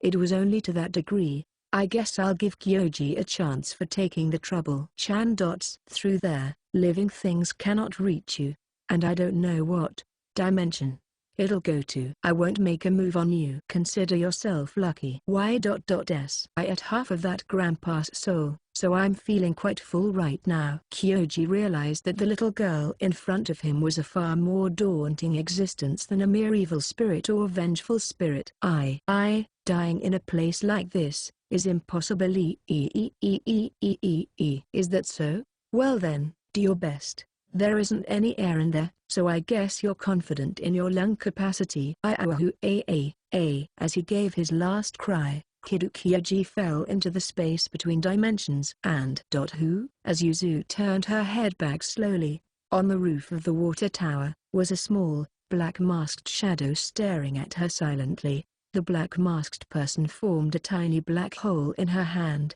and putting their hands into it, took out a huge sword that was as tall as they were, turning the tip towards Yuzu slowly. Are you a reincarnator? Chapter 17. The end of the incident. The black masked person took out an incomprehensibly huge sword from nowhere and came towards me. How dexterous. I wonder if they hid that sword in their pants. When I released the seal for the sake of letting Kyoji get onto the rooftop, it seems a suspicious person managed to enter in this small amount of time. Now that I mention it, they have a certain unique aura and presence. What are you doing here, Shijima Yuki-kun? When I called the name, both Yuki-kun's presence and the other person shook. How did you know? Aren't we in the same class? Is that so? Lie. As expected of someone who's never talked to classmates, I only had a vague recollection of his face, but now, with the awareness of a demon, I could see that his soul wasn't ordinary. I just didn't know what it meant until just now. When I returned to human form, he was still wary, but Yuki-kun's tension lessened considerably, and he jumped off the water tower, coming closer without pointing the sword at me. Yuki-kun, who exactly are you? Answer my question first. Are you a reincarnator? Reincarnator, those who died but whose soul did not return to their world, and those who were born again while leaving their bodies behind. But his question didn't mean that. He was asking if I remembered my previous life. In that sense, I am what Yuki-kun calls a reincarnator. My memory is hazy. I have knowledge of things that I do not remember. Really? Reincarnation makes the memory vague. I'll believe your words for now. For now. He won't set aside his weapons even though he lowered them. Well, I, too, am wary of him, so it can't be helped. Besides, this particular presence is a little familiar. This was a person with the power to hurt me. In other words, you're a reincarnator yourself? That's right. There are various circumstances. Are you a different world's magician? Moreover, one that seems to have forsaken humanity. Yuki-kun was watching everything happening up until now. I didn't know where he was watching it from, but it seems that he saw it all and thought I was some sort of mad mage. And so? Would you have let such a dangerous knave go? Oi, don't release your magic power so easily. There is only a little magic in this world. I don't know where you are from, but understand that this world is distorted. Fuan. I see. So the power inside of me was magic power. Hey, about this world being distorted. I'll explain more later. There are plenty of things I want to know too, but if you don't leave quickly, there'll be trouble later. Oh well, let's talk in school next time. After that, as he trailed off, Yuki-kun stilled his feet and cast his eyes towards me again. Yuki-kun. I have a name. It's Yuzu. Use it. Understood. And with that short line, Shijima Yuki-kun leapt off the rooftop and faded into the dark of the night. Will we be making a mutually profitable relationship? Well, as long as it benefits each other, we can depend on each other even though we don't trust each other. I told the dead zombies to carry Grandpa Kyon to the entrance, and then when they were done, I told them to all die, and jumped off the roof, away from this terrible scene. I wonder if this event will be wrapped in mystery. Yuzu, moving a few kilometers from the school compound, I heard a voice calling my name. Onzada-kun? When I turned around, I saw Onzada-kun running towards me with an exhausted gait. I turned towards him, and Onzada-kun, who ran up with his hands on his knees, completely out of breath, had a look of sullen relief on his face. Onzada-kun. Why are you here? Well, Didn't Yuzu send a strange email without anything written? At that time, when I was just feeling for my phone, did I send off an email to Onzada-kun? Oh, but then how did Onzada-kun figure out where I was? Really? Yuzu, you're really on your own pace. I was worried. When Onzada-kun's eyes turned gentle, and patted my head, I leaned hard against his chest. Ow. Something like this. I somehow feel like this has happened before. But Onzada-kun, you stink. How mean. I ran dozens of kilometers here, but I worried so much after getting that strange email that I endured it. Onzada-kun laughed mischievously, and then rubbed his sweaty chest into my face. I'll remember this later. Yuzu, did your phone run out of power? I couldn't call you, said Onzada-kun, finally releasing me after a while. Now that I think about it, it got taken by my kidnappers. Huh? Are you serious about the kidnapping? Yeah. Well, it's okay anyway, since I got away. Isn't the conclusion alright? Yuzu sure is relaxed about this. I'll lend you my phone later, so please contact your house. Your parents are going to be incredibly worried. As I ducked away thinking of my family's faces, Onzada-kun patted my head with a pon-pon. From now on, if you are in danger, call me right away, okay? I'm going to get stronger from now on. To protect Yuzu.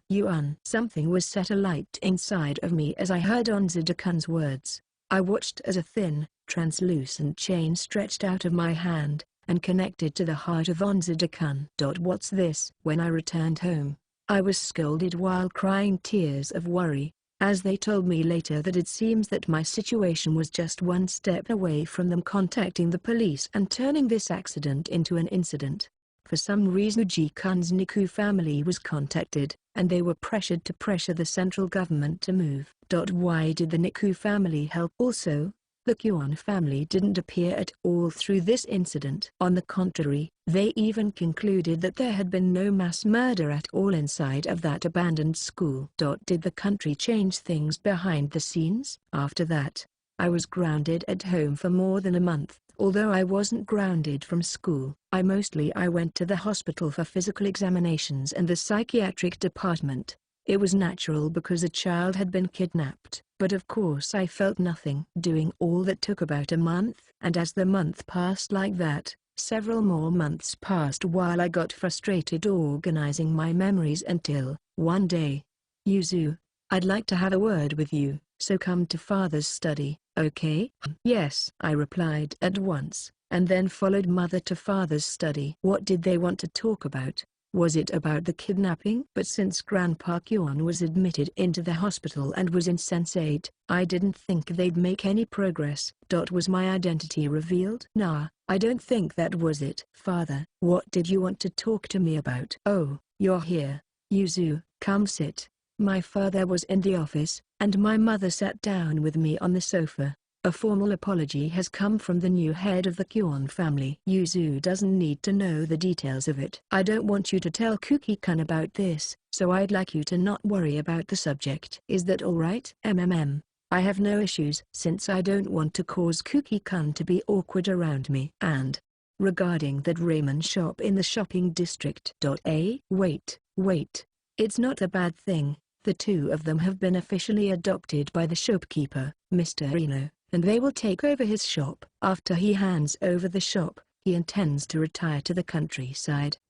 Will Dad-chan become the new shopkeeper? It's good that Misa and Dad-chan will be happy, but will the shop be alright?